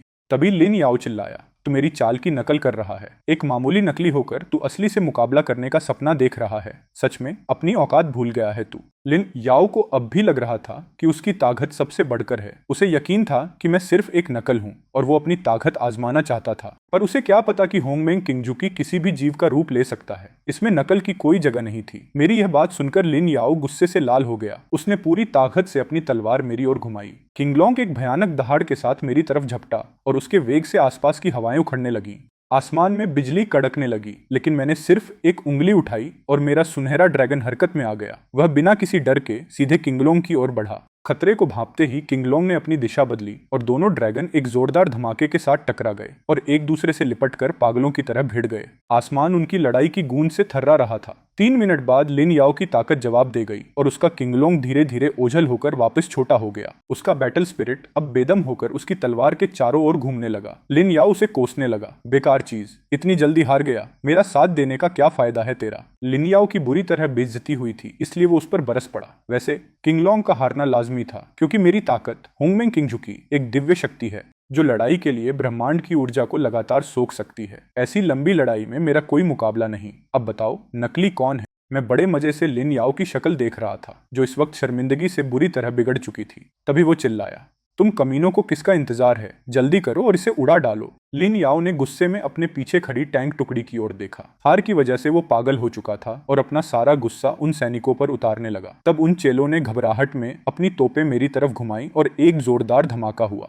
पीले रंग की रोशनी वाले गोले एक के बाद एक मेरी तरफ आने लगे। इन खिलौनों से मेरा सामना करने की हिम्मत। मैं हल्का सा मुस्कुराया और बस एक हाथ हिलाते ही मेरे ड्रैगन ने उन सारे गोलों को अपनी चपेट में लेकर निगल लिया। ये लोहे के टुकड़े मेरा कुछ नहीं बिगाड़ सकते थे। मुझ जैसे अवेकेंड के सामने साधारण हथियार खिलौनों जैसे होते हैं। गोलों की पहली लहर साफ करने के बाद मैंने अपना मिमेटिक हथियार निकाला। काइतियन कुल्हाड़ी हाथ में लेकर मैं बिजली की रफ्तार से टैंकों की टुकड़ी के पास पहुंचा। फिर मैंने उसे पूरी ताकत से फेंका और वो हवा में घूमते हुए एक एक कर टैंकों को चीरती चली गई। वो टैंक जमीन पर पटाखों की तरह फटने लगे। तभी लिन याओ चीखा, कमीने, ये मेरे लिन परिवार का बख्तरबंद काफिला है। वो अपनी आंखों के सामने अपने टैंकों को तबाह होते देख रहा था। भारी नुकसान देखकर वो बौखला गया और फिर से मेरी ओर झपटा, लेकिन उसके मिमेटिक बैटल स्पिरिट के क्षतिग्रस्त होने की वजह से उसकी ताकत बहुत गिर चुकी थी। वो पहले भी मेरा मुकाबला नहीं कर सकता था और अब तो नामुमकिन था। उसने तलवार चलाई, पर इससे पहले कि वो मुझे छू पाती मैंने अपनी 2 उंगलियों से उसे बड़ी आसानी से रोक दिया। फिर मैंने हाथ बढ़ाकर लिन याओ का सिर जकड़ लिया। लिन याओ को अपने सिर पर एक भयानक दबाव महसूस हुआ। उसे लगा कि अगले ही पल वो मर जाएगा। वो गिड़गिड़ाने लगा, मुझे छोड़ दो, रहम करो। अब उसे अपनी इज्जत की कोई परवाह नहीं थी। वह तुरंत घुटनों के बल गिर पड़ा और रहम की भीख मांगने लगा। मैंने उसकी हालत देख मजे लेते हुए कहा, अभी तो तुम मुझसे मरने मारने की बात कर रहे थे, अब अचानक इतने नरम कैसे पड़ गए? लिन याओ गिड़गिड़ाते हुए बोला, ड्रैगन देश में एक पुरानी कहावत है कि जो वक्त की नब्ज पहचानता है वही असली बुद्धिमान होता है। चेन महोदय, कृपया उदारता दिखाएं। बस मुझे एक मौका दे दीजिए। आगे से मैं आपकी हर बात मानूंगा और आपका गुलाम बनकर रहूंगा। लिन याओ ने हाथ जोड़कर बार बार माफी मांगी। उसे डर था कि कहीं मैं अपनी पकड़ और सख्त न कर दूं। मैंने ठंडे लहजे में कहा, जो मुझे मारना चाहता था उसकी वफादारी पर मैं भरोसा नहीं कर सकता। यह सुनते ही लिन याओ ने घबराहट में अपने सीने में हाथ डाला और एक हरे रंग का कोर बाहर निकाल लिया। यह मेरे अवेकेंड योद्धा का कोर है जो सीधा मेरी जान से जुड़ा है। अगर आप मुझसे जरा भी नाराज हुए और इसे मसल दिया तो मैं उसी पल मर जाऊंगा। चेन भाई, आपका यह छोटा भाई बस आपकी ताकत बढ़ाने और आपका साम्राज्य खड़ा करने में मदद करना चाहता है। मैं अपनी पूरी शक्ति आपको समर्पित करता हूँ। लिन याओ ने कोर मेरी ओर बढ़ाया और उसकी नजरें मेरे चेहरे पर टिकी थीं। मैंने लिन याओ के हाथ में धड़कते हुए उस हरे कोर को देखा। मुझे अपने पिछले जन्म की याद आई। सुपर मार्शल अवेकेंड्स के पास वाकई ऐसी चीज होती थी। यह कोर ही उनकी जान होता है। मैंने इस बारे में थोड़ा सोचा। मैंने वो कोर अपने पास रख लिया और कहा, ठीक है, मैं तुम्हें एक मौका देता हूँ, पर याद रखना अगर तुमने जरा सी भी मेरी बात नहीं मानी तो अपनी जान से हाथ धो बैठोगे।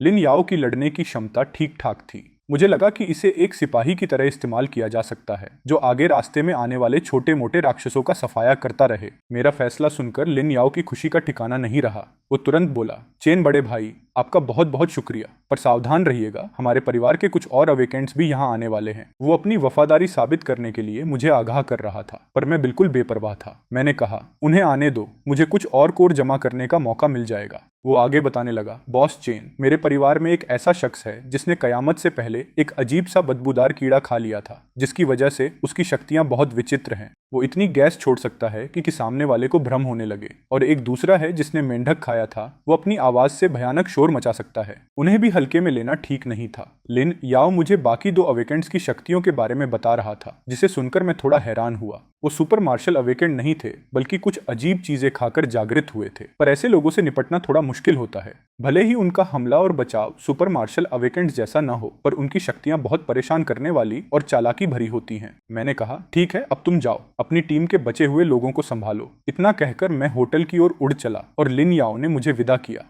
होटल पहुंचते ही शिया वानरो मेरा हाल पूछने लगी, तुम ठीक तो हो ना? लड़ाई बहुत भयानक थी, तुम्हें कहीं चोट तो नहीं लगी? वो बहुत फिक्रमंद थी। उसने दो विशाल ड्रैगन्स को टकराते देखा था, इसलिए उसे डर था कि कहीं मुझे चोट ना आई हो। तुम्हारा पति कितना मजबूत है, ये तो तुम जानती ही हो, मैंने शरारत से मुस्कुराते हुए कहा। मेरी बात सुनकर वो कुछ सोचने लगी। वो शर्म से लाल हो गई और झुंझला कर बोली, तुम बहुत बेकार हो, मुझे तो सच में लिन याओ से तुम्हें मरवा देना चाहिए था।